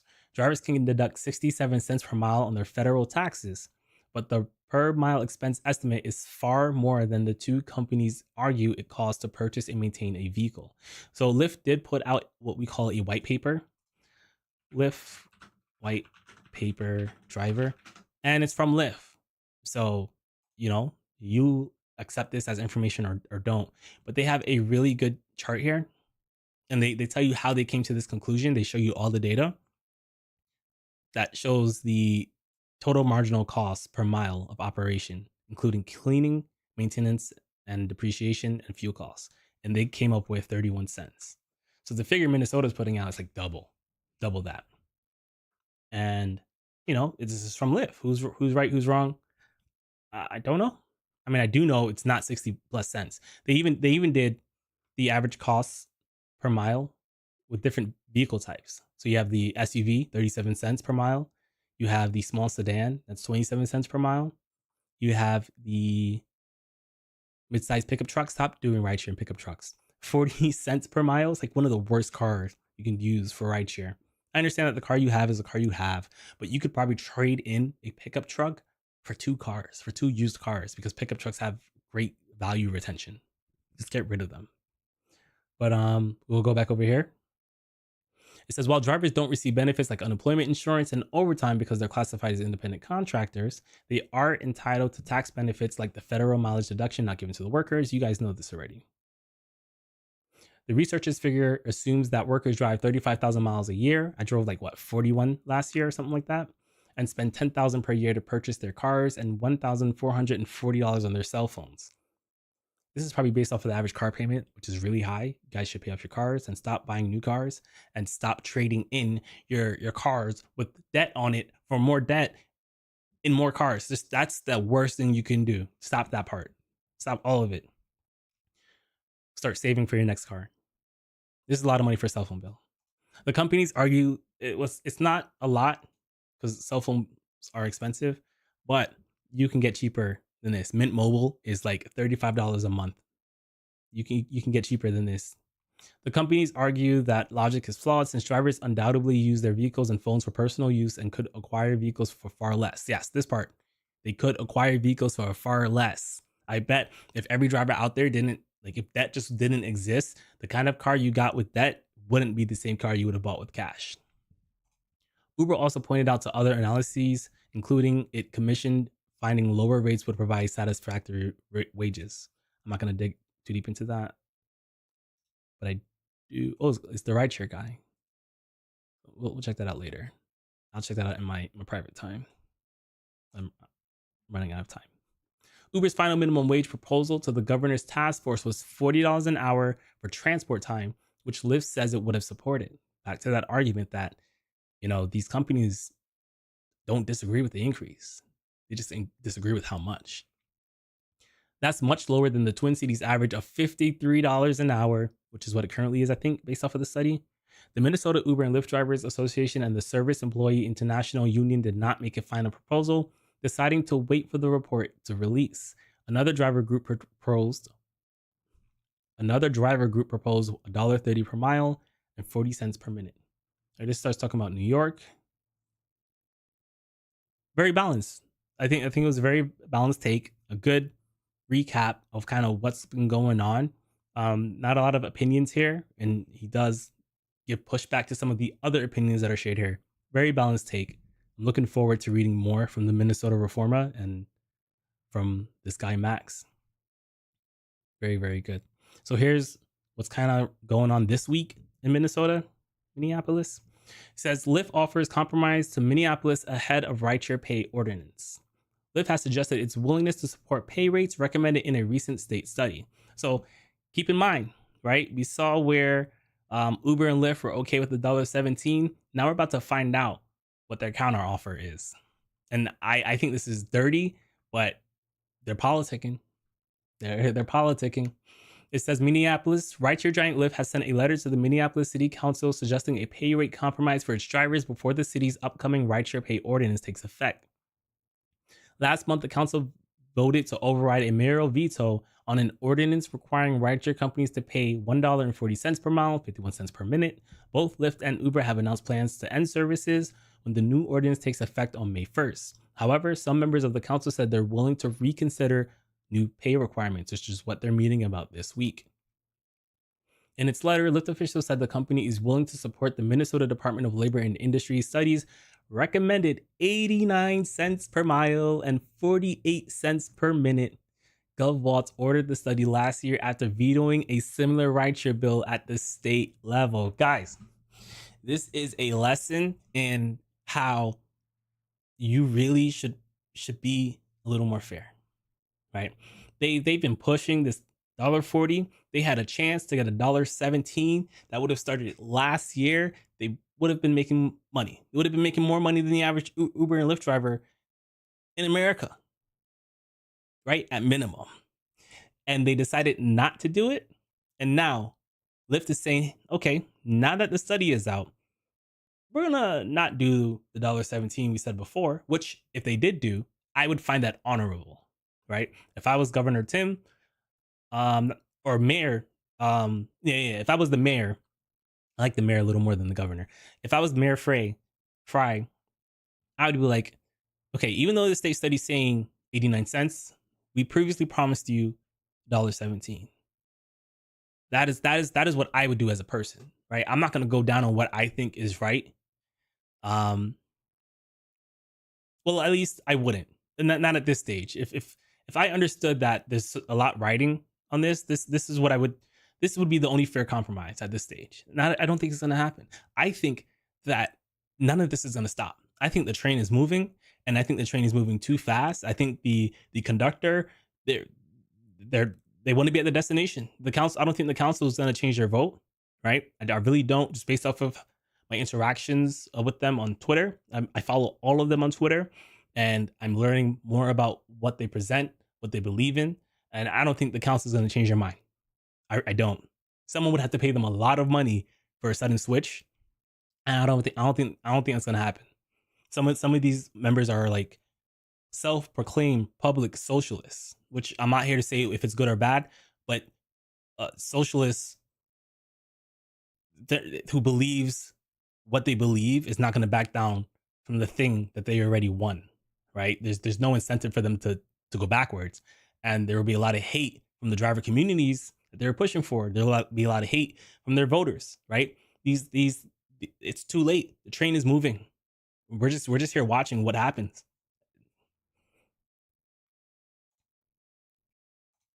So it says, we are asking the city council to work with us to prevent a disastrous outcome for riders, drivers in the city of Minneapolis. The chief Lyft policy officer, Jamie Bird, writes in his letter. City officials have not commented publicly on the Lyft's letter. However, any attempt to change or reverse the upcoming ordinance is likely to be met with strong opposition from those who fought for the pay increase. One of the members did share this on Twitter, and in her response, I shared my math. about how it's actually $43 per hour. You guys should really come and join me on Twitter. You guys should really come find me on Twitter. So yeah, there you go. It's unfortunate. You can read. I'm not gonna read the letter, but they have the letter. But it's too late. Lyft offering 89 cents when they're previously okay with the $1.17 is a spit in the face, and there's no way they accept that. There's just no way they accept it. The only way they accept it is if May 1st comes and things are not what they thought it would be, and drivers are begging Uber and Lyft to come back, which Uber and Lyft have left the city before, Austin, Texas, and we're gonna see what we can learn from that. So this was posted 9 hours ago by Kyle Stokes of Axios. The title is "What Minneapolis Can Learn from Uber and Lyft's Year-Long Exit in Austin, Texas." Let's see what we can learn here. The last time Uber and Lyft pulled out of a big US city, Austin, Texas, in 2016, a half dozen new rideshare apps popped up to fill the void. Yes, but a lot of passengers use the new options less often. Why it matters? If Uber and Lyft make good on their threats to leave Minneapolis, the Twin Cities can learn from Austin's experience. So in May 2016, the companies abruptly stopped serving the Texas capital after voters upheld the city's new background check requirements for drivers. So it doesn't seem like this was tied to a pay increase. It says within a month, new startups were offering rides. The most popular was Ride Austin, a nonprofit founded with $7 million in local tech money, followed closely by Fasten and Fair. So we can see that they are getting some backings. A lot of these companies that are trying to go into Minnesota right now, they're struggling to get funding. Even this week, the council, last week I told you guys that the council was willing to loan money to startups so that they can get started with the application process, which is at least 100 grand, right? If you want to do the two cities that the one, St. Paul has the airport and then Minneapolis is the actual city. If you want to get applications for those two done, they're like 45 grand a piece, right? It's not cheap, and that's not the entire state. That is just those two cities. So it is expensive to get started, and these people had money backing them. What they said, the University of Texas marketing professor Raj recalled many passengers were generally happy with the new companies and excited to effectively boycott Uber and Lyft. Good. The other side, many passengers sat out Austin's rideshare revolt. 6 months after the shutdown, less than half of former Uber and Lyft users switched to one of the new rideshare apps, according to a survey by university researchers. Nearly as many started taking their own cars. That's not good, right? We previously said how Lyft thinks that they're going to lose 51% of the rides in Minneapolis if they were to pay at that pay rate, which would make it unsustainable. And it's tax time. People are getting those refunds. People are getting those refunds and they're heading to the car dealership with this news. On average, even passengers who switched to new apps took half as many trips each month as they did on Uber and Lyft, the survey suggested. So that means, okay, if we have 100 people doing Uber and Lyft customers, only half of them switched to an alternative app. So we have 50 people who switched to an alternative app. Of those 50 people, if those people took 50 rides on average, now they're taking 25 rides per average. So you're effectively limiting the amount of rides for every 100 people to 25 people, 25 rides, right? So if you, for every 100 rides people were doing with Uber and Lyft, they're now only doing 25 rides in Austin, based off of historical data, based off of this survey, which isn't going to be the full story. Types of transportation people say they used after Uber and Lyft suspended services in Austin in 2016. Right? So a survey of 1,840 adults in November 2016 living in Austin, Texas, who formerly used Uber and Lyft.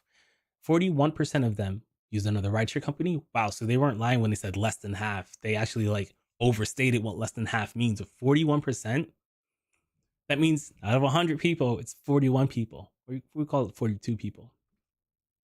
41% personal vehicle, that's pretty big.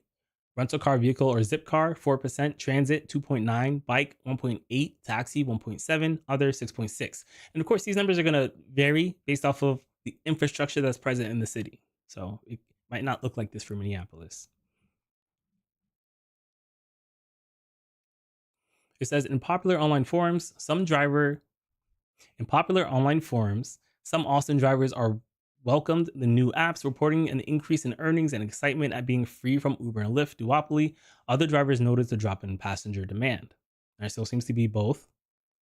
So the friction point says in March 2017, both Rideshare Austin and Fasten crashing during the South by Southwest Festival, the company's biggest event of the year. So does that mean like it just didn't work?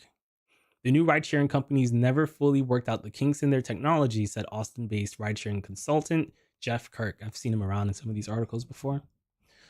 Ride Austin's founders were open about the challenges of replicating Uber and Lyft. They said that they were able to pay drivers more while keeping expenses in check, but also noted in public updates that they had to improvise many solutions on a shoestring budget. Okay, so it seems like the infrastructure related to creating these apps is really expensive up front. It's probably server costs, is what I'm going to assume, or growing customer service as well. I'm sure there's a bunch of things I'm just not aware of. It says in the end, Texas legislator, after heavy lobbying from Uber and Lyft, overrode Austin's fingerprinting ordinance in May 2017. Uber and Lyft returned to the city shortly thereafter. Here's what I just realized as I read that statement. If they experience 25 rides for every 100 rides for a reason that wasn't even related to price increases, what does that mean for Minneapolis? This is just over switching platforms for non-monetary reasons. It was because they didn't want to do background checks or drug tests on drivers. I don't remember what it was specifically. Oh, here it is, fingerprinting. They didn't want to fingerprint drivers. And so when they left as a result of that, it still had a negative impact on the amount of rides people took. So if you were to introduce increased prices into that factor because of the increase of mileage pay rate, it's gonna like make the problems exponentially worse. Maybe. This is all theory, right? I'm talking out my ass until it happens. But we have an experience to look at, and it's Austin. It says almost immediately, Ride Austin's ride volume fell sharply when Uber and Lyft came back. It survived until COVID hit, but many of the startups eventually folded. The two rideshare giants connect large pools of drivers looking for work with large pools of passengers. Experts say this is why upstarts have struggled to seriously challenge them in any US market, even in Austin, where they had a golden opportunity. So this is another golden opportunity. There are things at play here that can make a starter company fold, and I'm rooting for them not to fold. The sentence came out weird. I'm rooting for them to succeed, right? I'm rooting for them to prove me wrong. I'm rooting for these drivers to get paid. I'm rooting for these passengers to continue taking these rides. I'm rooting for it to not have a negative impact on anyone, right? I don't care about Uber and Lyft. If it has a negative impact on Uber and Lyft, I honestly don't care. I don't want it to have a negative impact on drivers, first and foremost. I really don't.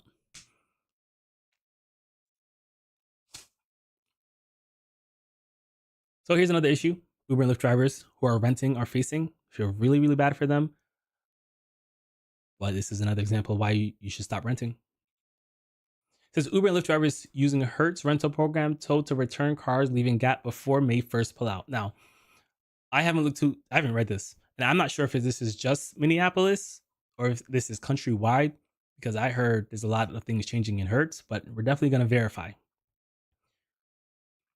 It says Hertz is ending a popular car rental program that had given scores of Uber and Lyft drivers across the Twin Cities a lifeline to continue driving for a living when their own vehicles broke down. Since we're ending ride-sharing operations in the Twin Cities, Hertz is terminating their program and has reached out to drivers to ask them to start returning vehicles, said Uber spokesperson Josh Goad in an email Monday. Uber said it's pulling out of the Twin Cities, and Lyft said it's pulling out of Minneapolis on May 1st when a new Minneapolis ordinance goes into effect, requiring a minimum wage for drivers. The rideshare companies say the wage is too high for them to operate. Twin Cities drivers who rented their rideshare vehicles are now receiving emails from Hertz saying they need to return the cars to Hertz car rental lots in St. Paul and Brooklyn Center by a certain date. Hertz has elected to close down the Lyft Express Drive option in the Twin Cities as a result of the ordinance, Lyft said in a statement. Lyft said drivers' return date will depend upon the individual, but would be no later than April 24th. That's in 5 days. That's in 5 days from when this is being recorded. Several rideshare drivers reached Monday and said that they were not aware the Hertz rental program was ending. Damn, bro. Oh, God. I feel, man, if you're a car rental person in Minneapolis, you have 5 days. You have 5 days.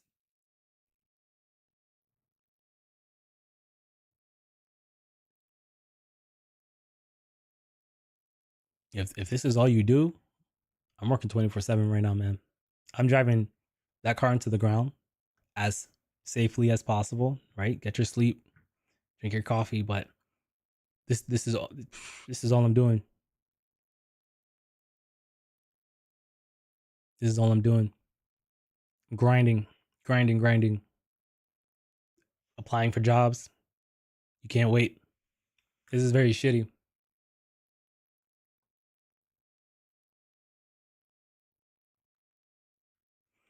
People who have to rent usually are not in a great place. Rideshare drivers to begin with, like fresh rideshare drivers, usually aren't in a great place. People usually turn to rideshare after falling, right? After losing their job. I feel so bad for renters because usually renters are the people who are at like the lowest when it comes to rideshare. They don't own the car. It's a very high expense to have the car, and it can act as a financial chain if if you kind of coast, right? If you got used to it and this is just what you decided to do, you never went and bought your own car. And I just feel really bad for anyone who hasn't been paying attention to this, hasn't been paying attention to their own finances. You know, they probably don't have their emergency fund. They don't have a car.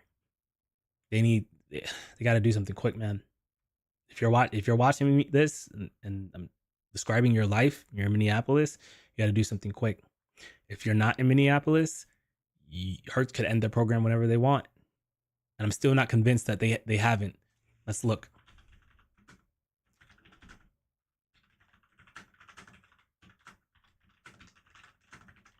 I want to make sure it's not happening nationwide.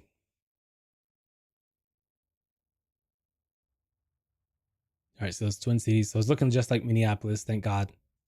But if you're using a car rental, you need to come up with a game plan to get you out.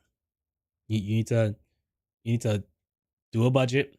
You need to put down how much money you need to the cent per month. You need to figure out how long you want to take to save for an emergency fund at first and then for a car, and you need to execute it like now. Like you gotta start taking this stuff seriously.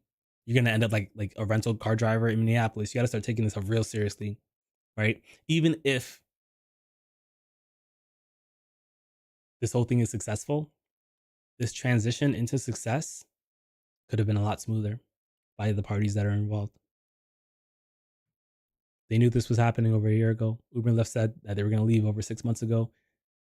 They should have had solutions for these. These government bodies are here to take care of their people, and I'm sure they have the best intention to do so. But in the transition of enacting change, you still need to think about the people you're trying to help while things are changing. And it looks like they did not think about that part very well. I'm really disappointed. The article says Uber driver Mauricio didn't find out until Monday morning when he took his rented 2021 Chevy Monte Carlo into Hertz in St. Paul for an unrelated vehicle inspection. It's frustrating. It's going to be a problem. I'm going to have to find another job. Other drivers complain the car rental terminations are premature since Uber and Lyft are not scheduled to leave the Twin Cities market by May 1st. I understand. I wouldn't want to drag it out if I was Hertz. It would have been nice to the drivers, though. It would have been nice. The drivers who rent on a week-to-week basis are wondering what they are going to do if they can't rent cars for the remaining few weeks of Uber and Lyft services. They said that they received mixed signals from Hertz as call center operators said they did not have answers for drivers about when they should return their cars. Vehicles are rented for around $335 a week. The rental service, which Hertz started with Uber and Lyft in 2017, has been popular with drivers who say they found it helpful after maintenance costs on their personal cars jumped significantly. In February and early March, it was common for 15 to 20 drivers to be seated awaiting their turn to rent vehicles at the Hertz shop in St. Paul. I think the rental program is great in circumstances like mine when your car is in the shop and you need to continue working. who drives 12 hours and 400 miles a day for Lyft. He put 67,000 miles on his car in 10 months and shelled out $3,000 in tires and other maintenance costs. If someone else wants to step up and start renting to people, it might be a very expensive business to start, but this is a good time to jump in, fill in the gap, see if you can shoot your shot, get lucky. That's what landed him at the Uber Hertz office in St. Paul a few weeks ago. It was the first time the Cottage Grove resident rented a car for business. Going forward, Fragola said he said he's not sure how he will be affected when Lyft pulls out of Minneapolis. He hopes he still serves suburban passengers who don't need to go into downtown Minneapolis. Castaneda said he is in a race to figure out. Castaneda said he's in a race to figure things out. He and members of a group called Minnesota Uber and Lyft Drivers Association, the advocacy group for Uber and Lyft drivers in Minnesota called MOLDA, are trying to start a driver-owned rideshare co-op that could fill the void left by Uber and Lyft in the town city markets. And I do think that the co-op that they're talking about is the best option right now. We just need to see how it's going to be executed.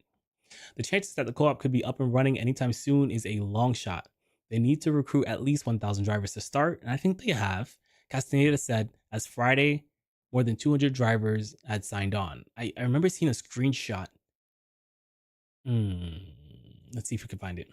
How many drivers have signed up to the co-op in Minneapolis?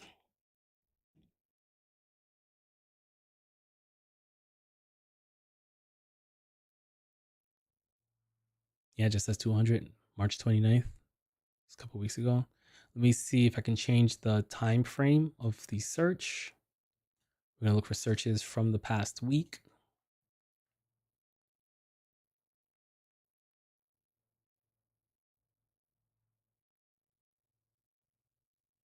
Okay. Okay, this is from Reddit. Someone said 2K so far. Let's see if I can find that.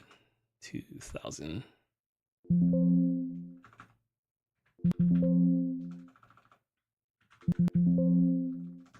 Come on.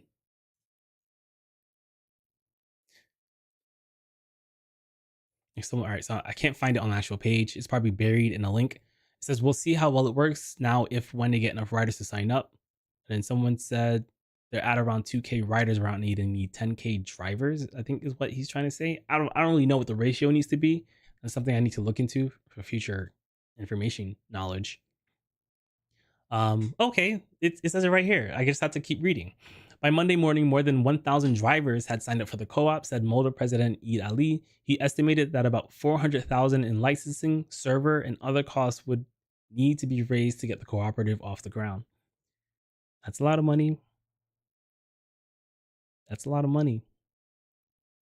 I guess the drivers would have to pay for it. That's a lot of money in 20 days. It's not an impossible amount, but it is a lot of money. The co-op is one of the several options being investigated. Other app-based rideshare companies under consideration, including existing firms already operating in New York, Texas, California, Washington, D.C., and to date, to the best of my knowledge, only one company has applied for their licensing: TikTok. Drivers are determined to do something, especially those who must suddenly turn in rental cars and give up driving Uber and Lyft. Some are applying to drive vans for medical services or bus companies, Ali and others said. Good. There's nothing else we can do, Castaneda said. If they take away the operations here, we have to find another way to work. It's a cluster. It's a cluster F. All right, this is the last Minneapolis story that we're gonna go over, and then switch the topic up. Hopefully, talk about things that I'm burnt out on this topic. And to be honest, it says, if Uber and Lyft leave Minneapolis, nearly a dozen competing rideshare firms ready to fill the void.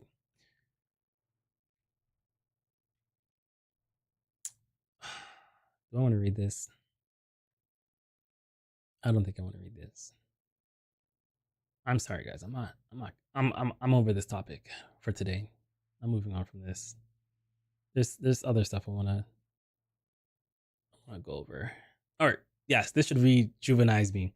So we're gonna watch a video. We're gonna do a live reaction. It's titled, I tested weird company policies, and the company policies he's referring to are the policies set between Uber drivers and Uber passengers. So I think you guys will enjoy it, and I'll give my thoughts. I'm not just going to let it run. I'm going to stop it, give my thoughts, and talk about it as we continue. Otherwise, I feel like I'm just stealing his video, and I don't want to feel that way. So probably won't watch the whole thing. We'll probably skip around based off of the peaks. This is me about to get into an Uber with an alligator. I don't have to accept that. Actually, you do. And it's all because of a... So she was probably not a real driver, but that's exactly how the conversation has to go. And I think he's about to explain why. Strict company policy. All your favorite companies have them, you just don't know about them yet. So I've uncovered the weirdest company policies that exist, and today I'm gonna test them and see if... Oh snap, I thought this whole thing was about Uber and Lyft, so it's not. So we'll just find the Uber and Lyft scene, and that's the one we'll watch. They're actually enforced or long forgotten. Starting with our very first company, Disneyland. All right, I'm not gonna do this one. You guys can go watch the video on your own. You're not supposed to propose to people at Disneyland, apparently. Let's see if we can find the Uber one. Unless he baited us, it's probably at the end. Yeah. Boss, which raises the question, do their drivers actually follow the company? Let's give it up. Nabbit, that's a lot of rolls. That's a good 12, 15 rolls right there. Texas Roadhouse ended up honoring 1 out of 2 policies. As far as I'm concerned, that's considered an F. Definitely not GOAT tier, but hey, maybe the next company will be. Now this next company is one that I hold near and dear to my heart. Uber.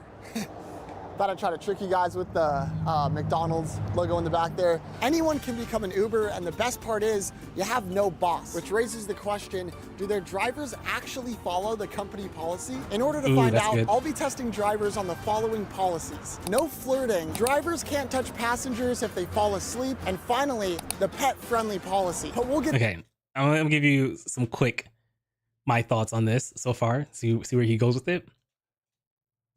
So I straight up don't flirt with passengers ever. One, I'm married, so I don't do that. And even if I wasn't, I keep it straight professional. I've seen other drivers get kicked off the platform just for flirting. It's not worth it. It's just not worth it. You hear me, men? It's not worth it.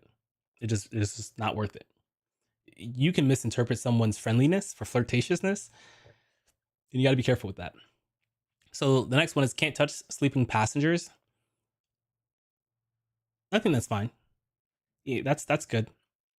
I think a more accurate representation of this is, but what would you do if someone's blacked out drunk in the back of your car? That has happened to me, right? In the scenario where I can't get someone to wake up, I called the cops. One, because even if they did wake up and they fell over right outside my car, I'm still gonna feel responsible for them until someone else that takes like control over them. So I just called the cops. Once the cops took him, I was gone. So now I don't touch passengers, period. Unless it's just, they're trying to like do something to me. And then, I mean, I've never had that happen. That's probably the only time I would like get physical with a passenger is if they're getting physical with me. But I don't touch passengers. I don't flirt with them. What was the third one? The pet friendly policy. That one I've had issues with, but we're gonna let this play. Friendly policy, but we'll get to that later. Let's see if Uber can hold up against what I have planned. And so I went to my local park and ordered myself our first Uber. Our Uber is on their way. Her name is Kimberly. She looks like a lovely woman, but I'm gonna see if I can get her to flirt with me. All right, she'll be here in 2 minutes. And then 2 minutes later, she arrived. Oh, this is her? This is our Uber? How you doing? Oh, this is so cringe. How are you guys? Good. All right, so seatbelts, guys. So, how's your day going? Super good. Any fun weekend plans? Not really. I'm trying to, I was scrolling on Tinder trying to find a date, but yeah, unfortunately no luck. You know how that goes. Yeah, but they say that app, I guess, is pretty good. It's kind of like annoying. I like being in person. Yeah, exactly. I'm pretty free all the time, so if you ever want to like grab a coffee or something. Wow. Oh, you're so nice. Yeah. And maybe it could be like a date, maybe, I don't know. Nervous chuckle. Let's see, make it right here. She ignored him. Man, this guy is cringe. Oh God, that might have been the most awkward thing ever. I'm kind of at a loss Yeah. for words. So the next policy we're testing is drivers can't touch passengers if they Okay. fall asleep. I'm just gonna fall asleep in the back of an Uber and see if they touch me. Let's do it. And so I ordered another Uber. This time it was a fellow named Brian. I grinded a little bit of Hungry Shark as I waited, and then Brian arrived. How you doing, man? What is that? Is that a Prius? Good, Let's good. tear it A up. little bit Give him tired props. though. Tired? Yeah, I'm tired. Such a young age. Yeah. That's something I would Well, say. last night we were playing Hungry Shark till like 5 a.m. I played that with my wife. Okay, I don't know what Hungry Shark is. And now That's in order weird. to test this policy, I had to begin fake sleeping. I don't think Brian even noticed because he was so occupied with him and my filmer Owen's interesting conversation. The problem here is that he has someone else who's just with him. I have strong doubts that a driver is going to feel compelled to touch someone to wake someone up when they have another party that they know with them. Like, you see what I'm saying? Like, they shouldn't have done it this way. Containing oceanic animal life, including sharks, swordfish, and tarpon. I talk Spanish. This is number 10. I talk Spanish fluent. Eventually, Brian did notice that I was sleeping, Little Guppy's trying to sleep. Little guppy. but now it was just a question of was he gonna touch me to wake me up? Not laughing through the entire ride was a challenge in itself. $2,500 avocado trees, Arabian horses, and monkeys and parrots and a baby leopard. He came up there and started hitting her with his stumble bag. She dropped the dog, and the dog was biting him on the leg. But somehow This guy seems like he has some really good stories. He probably gets a lot of good tips through his stories. I made it to the destination, and it was time to officially test this policy. Hey, Guppy, gotta wake up. The shark's in here. My God, he's got any walleye or something? We'll just roll him, man. Yeah. Can you believe he's that? I can't believe he's that out. And just when I thought that I had to wake up, I just gotta. Oh, he did. Well, he didn't touch him. So I mean, did he break the policy? I woke up, I just saw sharks, I don't know. Sorry, Brian. No, don't be sorry. Let's see how he counts this. Brian's the best guy. He's the best dude. After I looked back through the footage, I realized that Brian actually didn't technically touch me because he actually touched me with a newspaper. So I'm going to call that a policy enforced. We have one more policy to Okay, test. I agree with that, And it might everyone. just be the best one. G'day, mate. Hope you like that little transition there. If you're wondering why I'm dripped down in this silly attire, it's because pretty soon here, I'll be handling a very dangerous creature, an alligator. That's cute. Lizard's gonna eat you. All right, come on, guys, speed it up. From the top.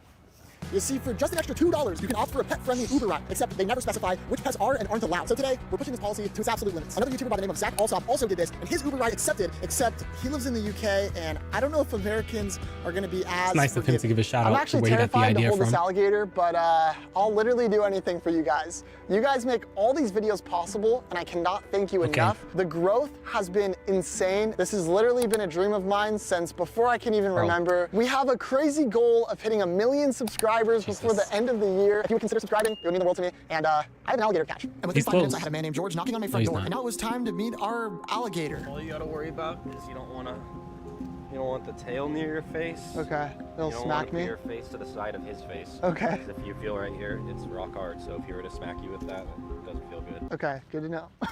I'm scared. And then our alligator friend decided he was gonna pee everywhere. Oh, Hopefully man. that doesn't happen in the Definitely Uber, not right? getting in my car. We decided on going Definitely to not a getting local in my car. Chipotle to order our Uber. I think it's safe to say our alligator friend was pretty popular. Guys, go look at this alligator over here. Uber matched us up with our boy Cameron, and now it was just a question of was he gonna allow an apex predator into his car? What do you think? Yeah, I think so. What would you guys do? Uber's here. Here we go. Hey, What kind of car is that? Yeah, is it cool if my little dude comes in here? It's an alligator, but he doesn't bite. He doesn't bite. No, bro. Yeah, come on. All right, awesome. Yeah, awesome. All right, let's hop in. Get a fat tip. He's just trying to run out the window. Thank you for accepting, man. It did say pet friendly, so I was hoping that was true. So they have 3 people with them? Yeah. I'm not gonna lie though, I feel like this is a bad representation for Uber though, because a lot of drivers take it way more serious than I do. I'm like in between right now, so I just kind of drive Uber in the meantime. Well, I hope we made that experience a little more fun. He says we take Uber and Lyft too seriously, and he's just in between. How do I feel about that statement? I disagree. It's a business. You know, whether you're in between or not in between, if you're doing something to make money and it's because you're doing it to make money, right? It's not like passion or something like that. If you're doing something solely for the act of making money, you should treat it like a business. I don't think that it's unreasonable for people to take that seriously, especially the car. The car is the moneymaker. They have to take care of it. So I don't agree with him on that one. But it's probably just because, like he said, he's in between. He's probably the 90% of drivers who take like less than 10% of the rides. Yeah, for sure. Anybody can say that they've ever had an alligator in their car. Yeah. That's crazy. Thank you, man. You were awesome. Thank you so much. I'm gonna call that a success right there. Nice Uber interior. came in with an astonishing 3 out of 3 policies honored. Also, Brian's my favorite person to ever walk this earth. I like Brian. So Uber That is officially photo, go I like Brian. Well, I proposed. Okay. So yeah, go check him out. His name is Jack Pembroke. The video has almost 1 million views. It was pretty cool. Very, very unique. So I hope you guys enjoyed that. We're going to check in on the comments. And then when we get back from the comments, we're going to talk about how people are getting taxed for gig work that they have never done. And this is a big problem. And it stems from immigration, probably like illegal immigration. We're going to dive into it. But let me check out the comments. It's been a while since I checked on you guys. Hope you guys are behaving.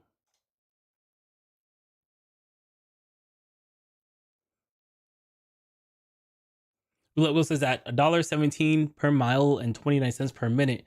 Driver doesn't make money sitting in traffic. No, and I mean that's common. I tell people all the time, don't drive during traffic. That is a choice that you have. And I've also developed some strategies for navigating around traffic, right?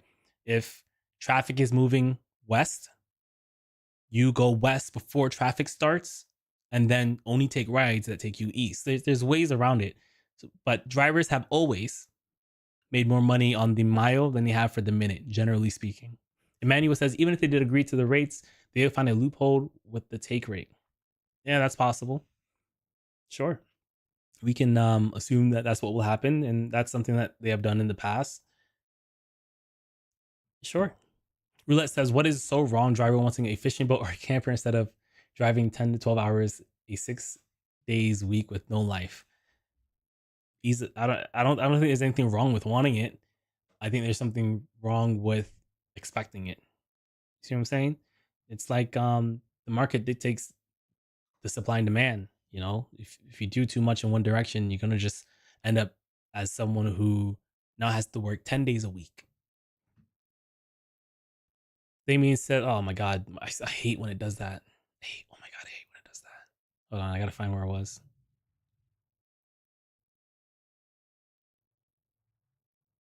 Here we go.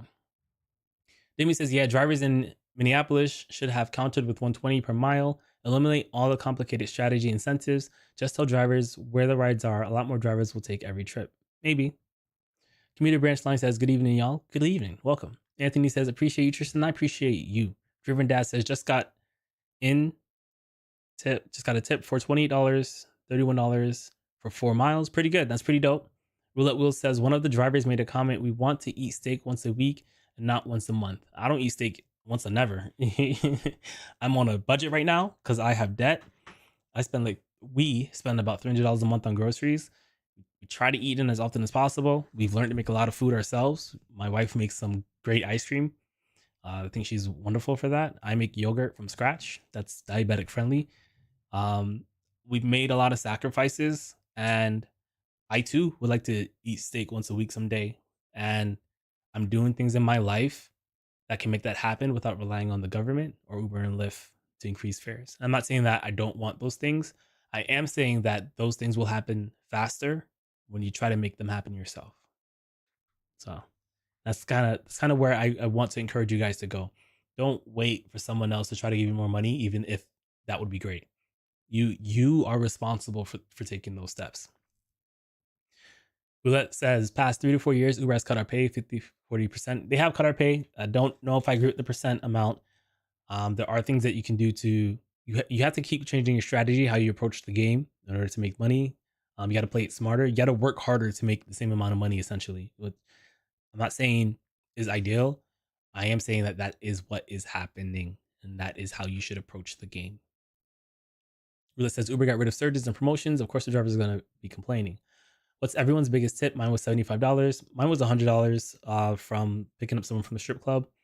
Damien says most drivers are part-time, may have primary job and only can work certain hours. First ride pays gas, the rest I keep. 1 weekend part-timer told me these part-timers, I guess, take lower fares. Eventually, I'm going to go down to just being a part-timer, right? As I pay off my debt and I transition to trying to be a full-time YouTuber and covering other topics, I'll probably just drive the busiest days of the week. I'll probably just drive at first Thursday, Friday, Saturday, Sunday, right? And do 3 days at home, focused on YouTube.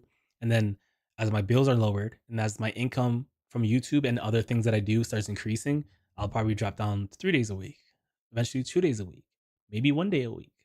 So that's my exit strategy for right now. So eventually my plan is to be a part-time driver. Willis says his biggest tip was $300. It was 3 a.m. in the morning. And he was really grateful and wanted to share his newfound wealth from an inheritance. He's going to lose that inheritance, but that is cool for you. The Driven Dad says the average will also be the minimum and the maximum. Yes, but they're converting average to the minimum, which will increase the average and the maximum. Mike B says Tristan taking shots at me for faulty struts that were ruined by the 400-pound plus individual. Yeah, I wouldn't call them shots. I would say they're shots at your passenger, not shots at you. Roulette says, or a drunk driver rear ends you in runoff. That has happened to me. That is real, right?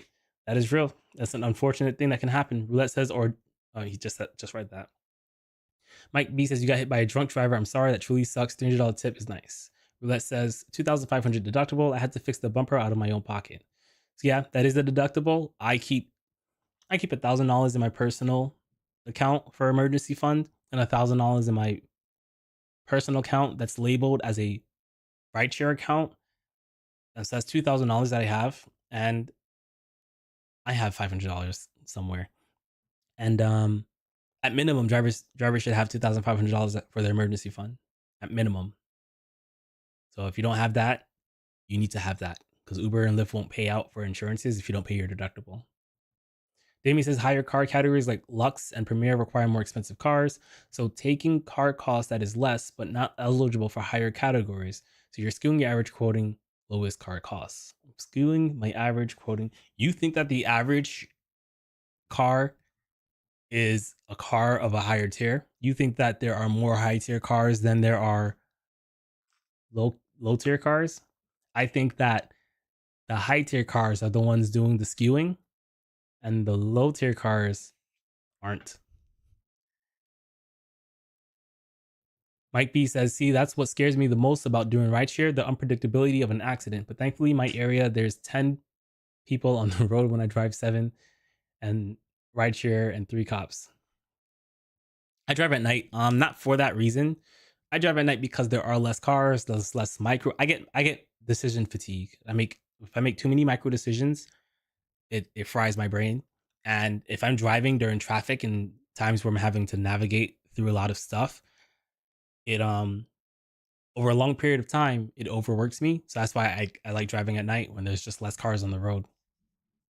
Willis says this has been going on for 18 months. Shocking the study come out one day after the ordinance passed. No, it's not shocking that it came out one day after the ordinance passed. The city council decided to vote on it a day before the ordinance was set to be released. They knew the release date before they voted. So don't twist those two things. I'm not picking sides here, but let's be historically accurate. They knew about it, right? The mayor told them about it. We all knew it was coming, and they said, all right, let's vote on it a day before it's supposed to come, right? It's not happenstance. It's good politicking on them. That was great strategy by the Mulder group, by the driver advocacy group, by the city council. Great strategy for getting what they want done. I will acknowledge that, right? It was good. They did a good job. Don't agree with what they did, but for the purpose of them achieving what they wanted, they did a fantastic job. So props to them for that. For sure, props to them to that. Danger zone equal is greater than the neutral zone. Amy says, I think the answer of 120 mile, that gives Tristan a raise. That would give me a raise last year. I think I'm doing better than that this year. Let's take a quick look. So this is what? My 2024 personal ride sheet spreadsheet. We're going to look at the summary so far.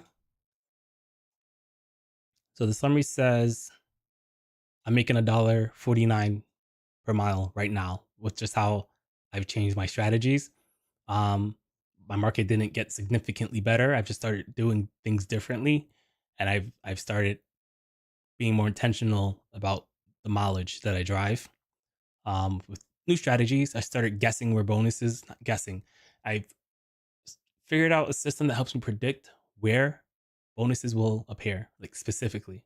Like at this time, at this cross section, a bonus is likely to appear. So I've been working on tools. I'm gonna make the video and share them with you guys. The first people that are gonna get access to those tools are the people who have supported me on Patreon. Hopefully I can launch the website with those tools, but it's helped me increase how much I make per mile. Like my city's not significantly busier this year. My city is not as busy as it was during COVID, period. Like I would turn the app on, it'd be rides until I turn the app off. It's not like that now. You have to know when to drive, where to drive, what you're doing. So it is getting harder to make the same amount of money, but I am putting more effort into making more money, and it's benefiting here. So currently averaging $1.49 per mile.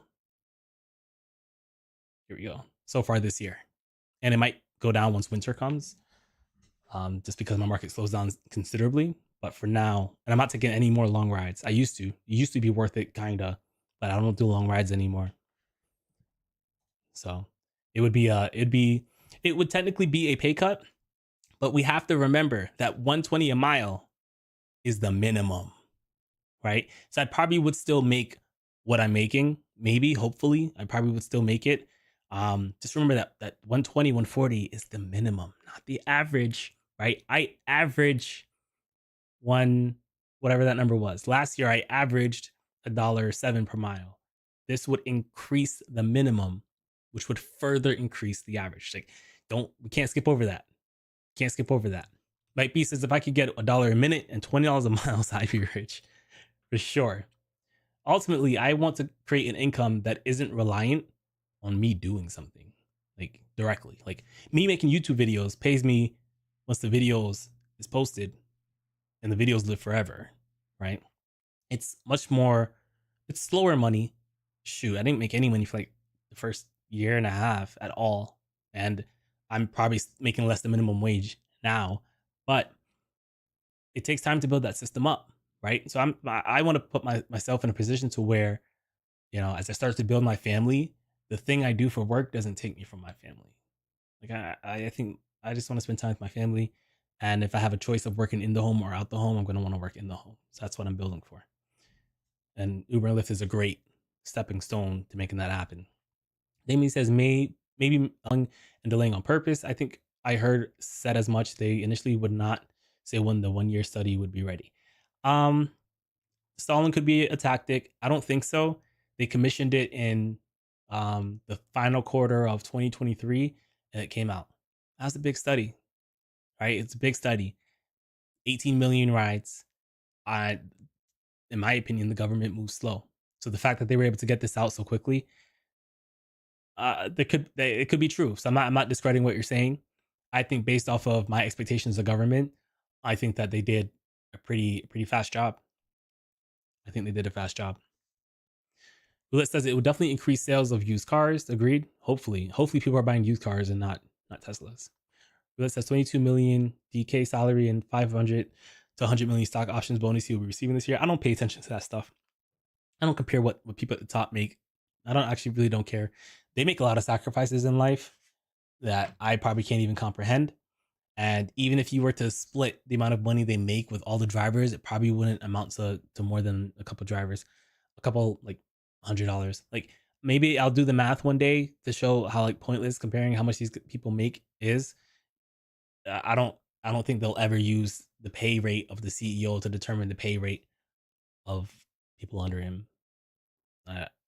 So I'm not gonna get myself upset over that for no reason. Damien says Uber Lyft's biggest cost is not drivers, it's marked up commercial insurance. I guess time Uber charges $1 per mile commercial insurance. Lower commercial charge 70 cents a mile, pay 120 per mile. I don't know if you were here at the beginning, and I'm pretty sure I closed it, so I'm not gonna pull it up again because I have too many tabs already. But I paid $14 for insurance last year with Uber. I made about a little under $6,000. I mostly drive Lyft, but I was looking at my tax form at the beginning of this stream, and it said I only paid $1 and change for insurance. Something's up, right? I'm not quite sure what is up, but there's some red flag happening here, and I'm going to investigate it as soon as I'm done with the stream, because I found out about it right before I went live. Like 15 minutes before I went live, I was preparing my tax documents to show you guys, and I'm like, wait, what? I only spent $1 on insurance. I need to understand, like, how does that work? If Uber and Lyft are saying majority of passenger fare is going to insurance, but I only paid $1 for insurance, there's some missing blocks there, and I gotta figure out what those missing blocks are. I gotta dive into that. Mike B says 85% of drivers work 40 hours or less. That can't be right. I don't doubt it. I don't doubt it, man. The people you're surrounding yourself with on YouTube, who you're interacting with, are probably people who work more often. Like, we'll start there. And then second, it's part-time for a lot of people, right? Second job, students, second job. I don't disbelieve it. I have realized that I used to be a district manager. Majority of people, even if they need the money, they don't want to work. They'll do the minimum, right? One of the worst decisions I made is I dated someone. I got promoted to shift manager, and I could always see when people were calling out. Always see when people were calling out. So I would see people call out, and I would know this person I'm dating is behind on her rent. And I'm like, yo, why don't you take this shift? And she just wouldn't, even though she needed the money. And there's a percentage of the population that is like that, and they're gonna fall into that category. They're only motivated to do the minimum. My first thought was to say that doesn't have to be a bad thing, but I think it's a bad thing if you're not in a place where you can afford it, right? Like, if you want to do the minimum, you should have a security, you should have your 3 to 6 month emergency fund, you should be debt free, you should own a home, have no debt. And if you want to coast and do the minimum, that's fine. But outside of that, I don't think most of the people who want to do the minimum can afford to do the minimum. Roulette says full-time drivers give 70% of rides in Minneapolis. The driven dad said math ain't mathing. Mike B says the average cost thing is to break even, not make a profit. That's a good point, but I still disagree with the expenses. Roulette says trucks are the best for snowstorms in Minneapolis. I've seen them. I think I was gonna say electric cars are probably better, but the batteries are an issue. Yeah, but still, like, you have to make enough money to justify having that car for the year. Like, if you have an XL, I think that would maybe work. I don't know if they're better or worse, but I'm not gonna buy a car just for a snowstorm. Many drivers would drive 2K to 5K car if they weren't doing rideshare instead of 28 to 50K car. That is maybe true, right? The average American who doesn't do rideshare spends about $700 on their car payment. And so I don't believe that's true. Honestly, I don't agree with that. Roulette says Lyft is leaving, Uber is staying. Is that like an opinion, or did I miss something? Minneapolis will be getting $1.20 a mile and 51 cents a minute, with provisions of able to modify it to $1.49 per mile if it doesn't make the whole. Am I missing something? Did this just happen?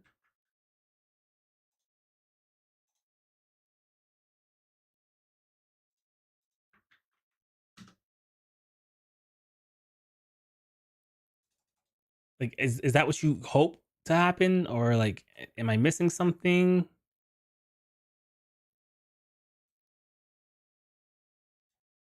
That's not what I copied.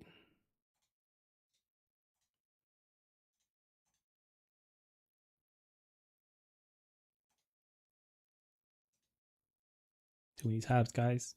Too many tabs. Here we go.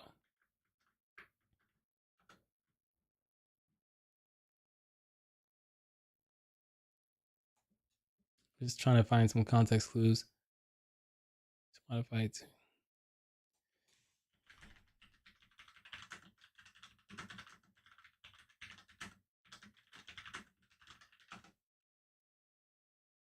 This is March 12th. We are in April 9th.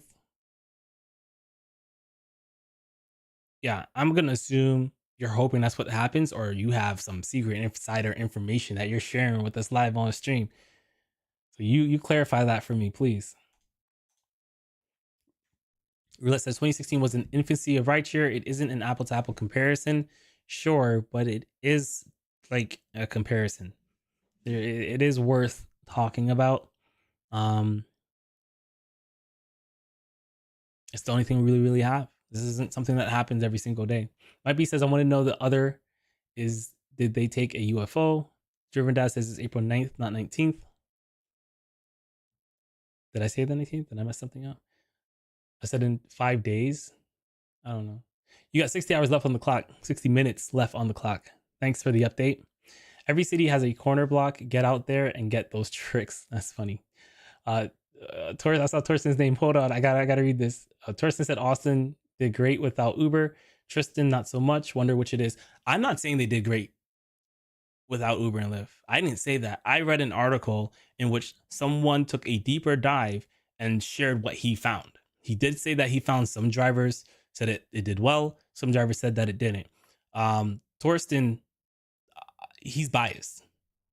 He has a huge vendetta against Uber and Lyft. And, you know, I do agree with him on some things. I do disagree with him on some things. But I think that he leads with hate when it comes for those companies. It feels like those companies did something very, very wrong to him. There is never a scenario in which I think Torsten will ever admit that anything positive for Uber and Lyft, right? So I don't necessarily listen to his opinion on certain things just because I already know what his opinion is going to be, you know, across the board. But so yeah, I tried looking up information on Austin. I couldn't really find anything. I looked through some forums as the author of that article did.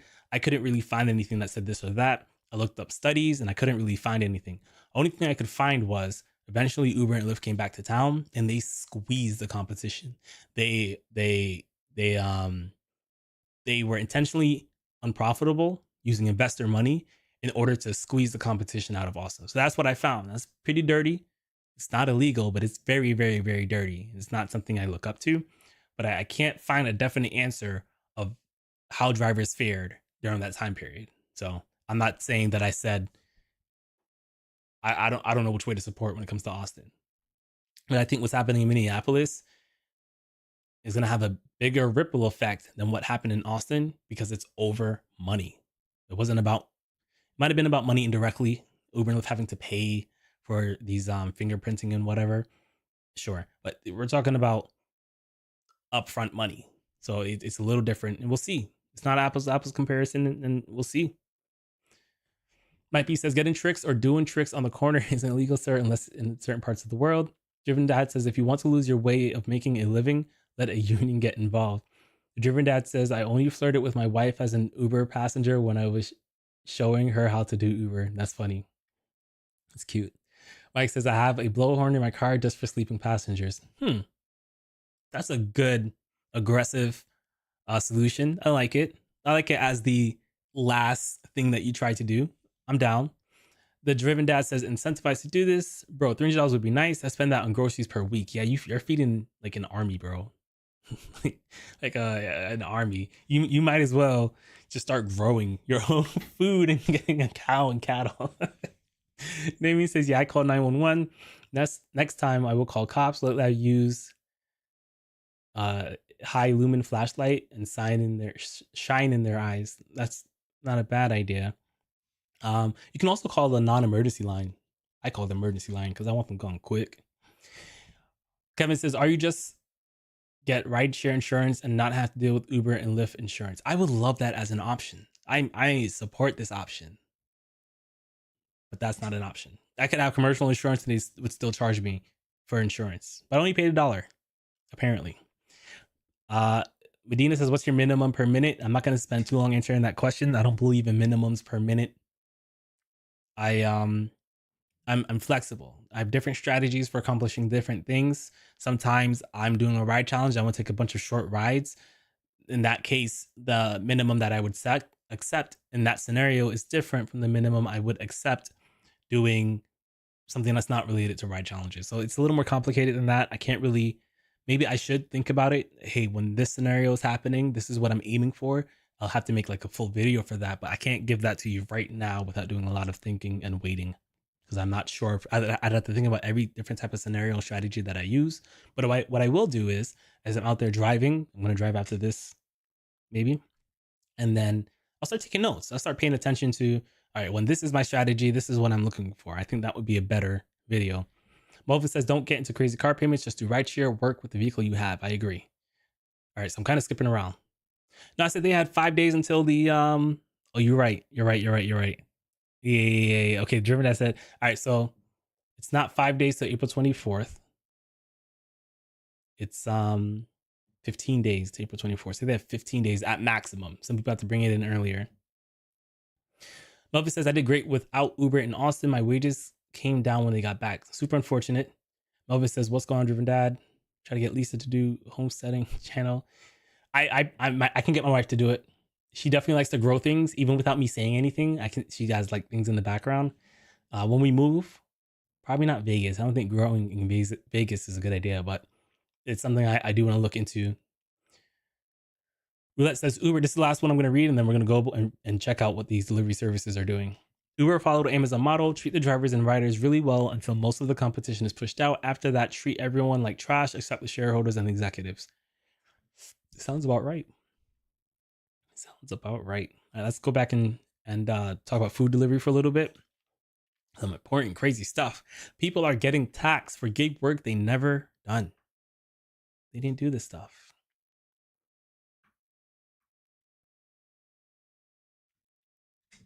Last December, Brandon Emerson noticed a letter in the mail from the IRS. It claimed that his wife, Kelly, hadn't paid about $10,000 in taxes on income from her work on DoorDash. There was just one problem. Kelly has never worked for DoorDash or any other gig delivery service. As the letter and their subsequent investigation showed, someone had her social security number to earn about $21,000 through DoorDash over the course of the year 2022. I know my wife didn't work for DoorDash, Brandon told Business Insider. She's been a stay-at-home mom for 7 to 8 years. The couple and their children live in Rochester, New York. Stories like Emerson's are surprisingly common. People who have never once delivered for a service like DoorDash suddenly find someone else use their name, address, social security number, and other details just to do that. A DoorDash spokesperson did not comment specifically on Emerson's case, but said that the company requires prospective driver workers to provide a valid government ID and verifies multiple elements of their identity, including social security number they provide when they sign up. The spokesperson also pointed to an announcement last August that it would re-verify the identity of its delivery workers. This is going to be a huge problem that I see becoming huger. In rare circumstances that an individual believes their identity was fraudulently used to dash, we encourage them to contact DoorDash support immediately, the spokesperson said. With the IRS tax filing a deadline of April 15th coming up, some people are reaching out to the delivery services about taxable income they never made. It would be really, really sucky if someone was doing this for a very long time and then the government decided to audit that person. And then what happens? Are they required to pay that insurance? Who's at fault here? Who has to pay up? On X, formerly known as Twitter, some have posted about Uber sending them 1099 forms, documentation of income that companies have to send to independent contractors annually so they can file their taxes. Michael says, hey Uber, I've never driven for you, but you issued me a 1099 for a rideshare income. A support rep has already confirmed that the account was registered with an email I never used. How do we go about fixing this? That's wild. There was a reply. Let's see, did Uber reply? Uber support replied saying, we understand your concern regarding the issue with your account. Please send us the phone number and email address associated with your account so that we can assist you further. How is he going to send you? How can he send you the account? Does he have access to that?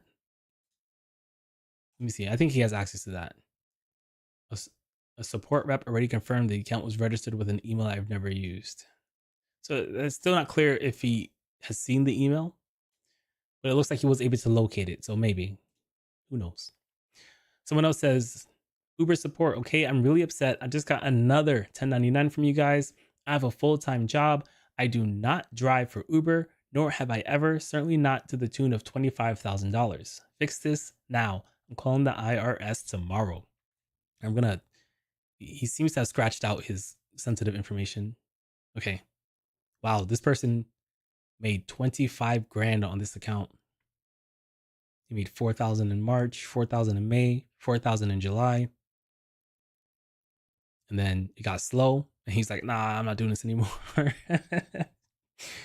An Uber spokesperson said the company is committed to investigating and robust anti-fraud systems and detection capabilities to keep up with new and enhanced fraud techniques. Come on, man. They're so annoying. I hate hearing words from Uber and Lyft. Anyone who has received a tax form but didn't drive for Uber can reach out to the company support line, the spokesperson added. Uber even has a webpage in its help section titled, I do not drive with Uber, but I received a 1099 tax document from Uber. I'm going to Google that. So this is the Uber website. It says, if you believe you incorrectly received a 1099 tax document from Uber, or if you're an Uber driver or delivery person that need assistance with your 1099, please provide the following and our team will get back to you. There's a mistake there. Your valid photo ID, photo of yourself holding your provided valid photo ID, FTC ID theft report receipt, ensuring federal authorities are made aware of the issue. Okay. Sounds like a pain in the butt, but I get it. Any additional documentation that can provide to help us better understand the situation and impact. Okay. This is unfortunate for anyone, dealing with this. It says one non-gig worker got a tax form totaling $66,000 in DoorDash income. That's a good year for DoorDash income. Depending on how much hours you have to work to get that, that's pretty good money. I'm not going to read her story because it sounds just like all the other stories I just read.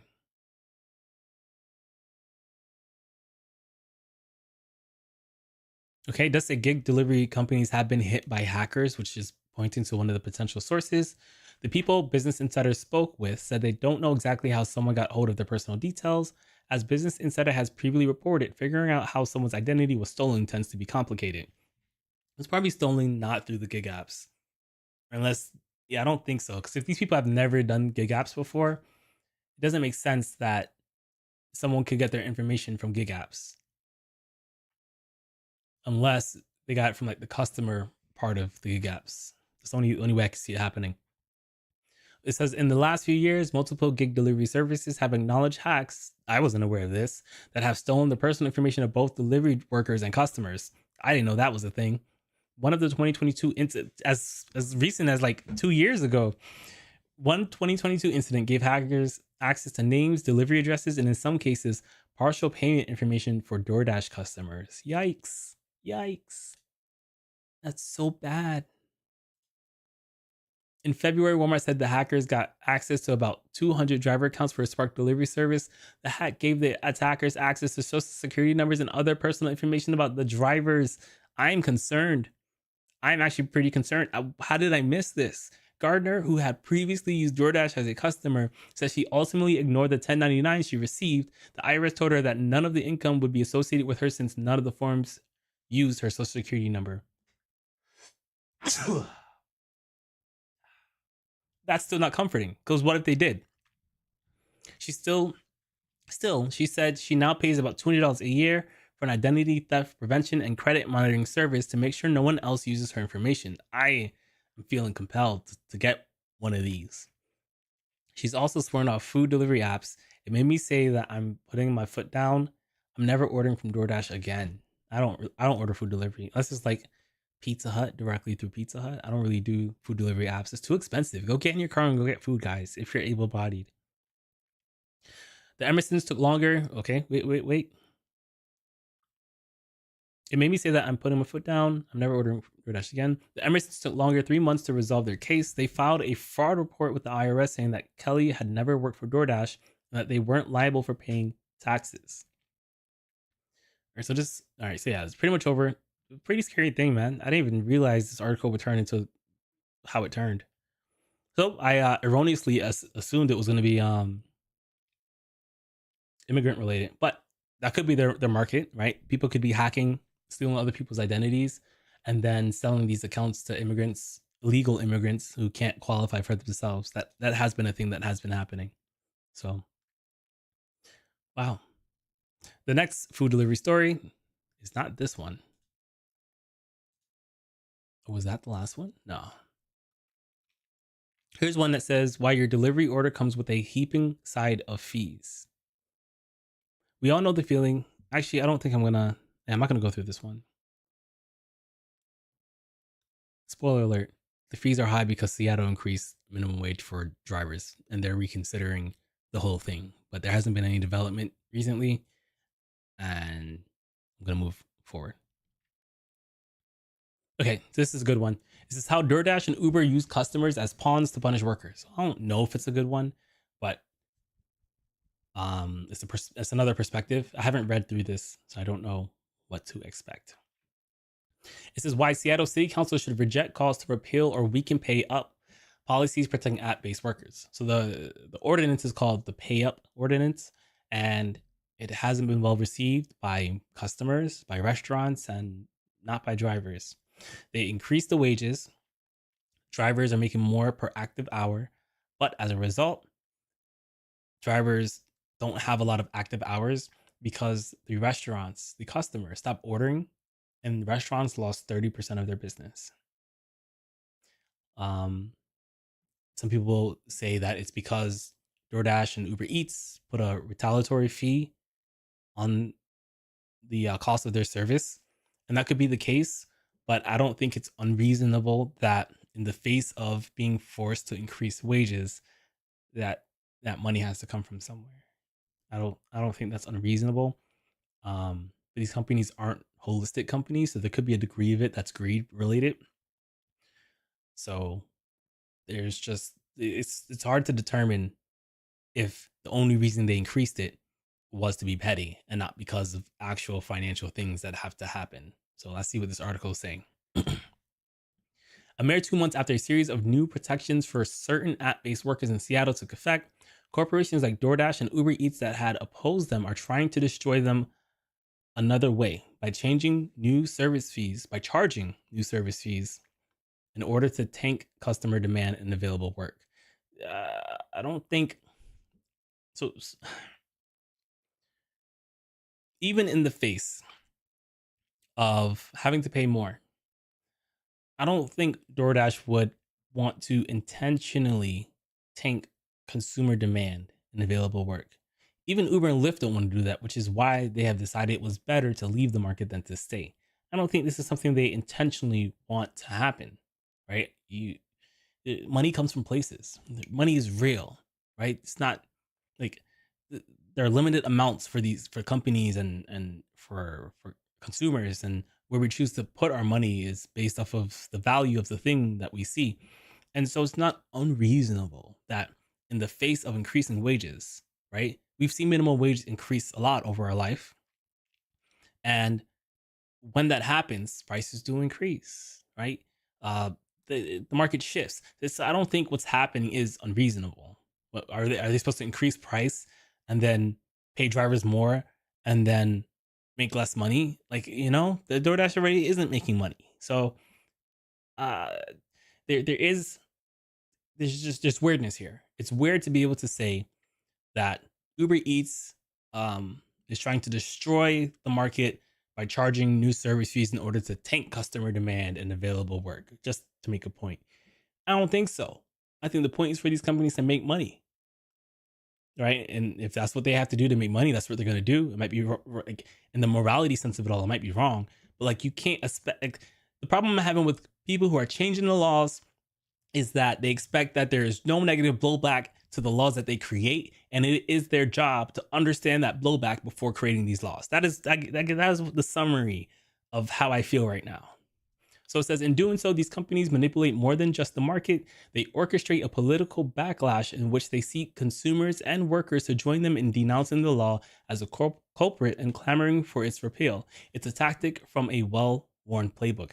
I'm afraid that May 1st comes around in Minneapolis, and the things that I said would happen, unfortunately. And then the people who caused the change or supported the change are just going to blame something else. They're not going to take responsibility for the changes that they made. They're going to say, yeah, this whole thing, it's Uber and Lyft's fault. And that is scary for me because inaccurate finger pointing leads to inaccurate solutions. As Seattle City Council recently recognized in passing the minimum pay law, these corporations often pay app-based workers sub-minimum wages despite the promises of good wages, flexibility, and accessibility. That's probably true. Food workers, I know you guys like the convenience of it. I know you guys not having to talk to people. Some of you have to do it because you don't have the proper car. But I make about double what I do delivering people than I did delivering food. And it's going to vary in your market, but at least go try it, right? If you have a car that can deliver people, just go and try to deliver people, test it out, diversify yourself, but go out there and make more money for your time, please. Please. Moreover, these digital labor platforms rely disproportionately on Black and Latinx workers to provide the services they offer. Again, the City Council astutely recognized that such workers face unique barriers to economic security and disproportionately must accept low-wage, unsafe, and insecure working conditions. I don't think there's anything unsafe about this. There's unsafe aspects, sure. It's not significantly unsafe. It's unfortunate that this breeds on people who are like down and out, but it's also nice that people who are down and out have the option to do this. The hope here is that it just pays enough to make it worth it and not feel like a trap. That's the only caveat there. Black and Latinx workers are disproportionately deprived of core employee protections because the corporations treat them as independent contractors. The new policies did not require DoorDash, Uber Eats, or any other companies to increase service fees instead of ensuring that their workers benefit. That's what the article is saying. And here's my response to that. The government that created this law has literally also said that they intentionally did not limit these companies' abilities to increase their fees. And I agree with that, right? As shitty as the situation might be, I think it would be a government overstep to increase the minimum wage and force Uber Eats and DoorDash to do nothing. Like, you can't raise your prices at all. That would not feel American to me, despite how dirty it might feel to you. It just wouldn't. And I don't think that's within the wheelhouse of the government, because supply and demand is real. They have certain profit margins they were working with before that they weren't even hitting. And it's like they're treating food delivery like it's a mandatory service, like electricity or something like that. And it's not. I know if it were to disappear, it would hurt a lot of people, but people survived before it. It's not a mandatory service, and we can't treat it like a utility company. It's not. And that's what people want to do. The Seattle City Council wisely sought to tackle and reverse these unfair, inequitable conditions. It declared that the city intends to address the iniquities of app-based work by ensuring that such workers earn at least the city's minimum wage plus reasonable expenses. All right, let's see. All right, so that's it. So yeah, there's your update on Seattle. I like following it. It's not exactly rideshare. It is rideshare adjacent. What's happening in Seattle won't necessarily match what's happening in Minneapolis, but it is fun to follow both of them since they've happened so quickly after one another. Let's start zooming through. We're going to zoom through these. We have 15 minutes left. I still got to tell you about some beef I have with a YouTuber named the Rideshare Professor. It's not really beef. He's saying things I didn't say, and it doesn't make any sense. And we'll talk about it a little bit, probably when we have like, I guess I should probably end it now. Yeah, that's what I'm gonna do. We'll save some of these for later, but let's go to YouTube.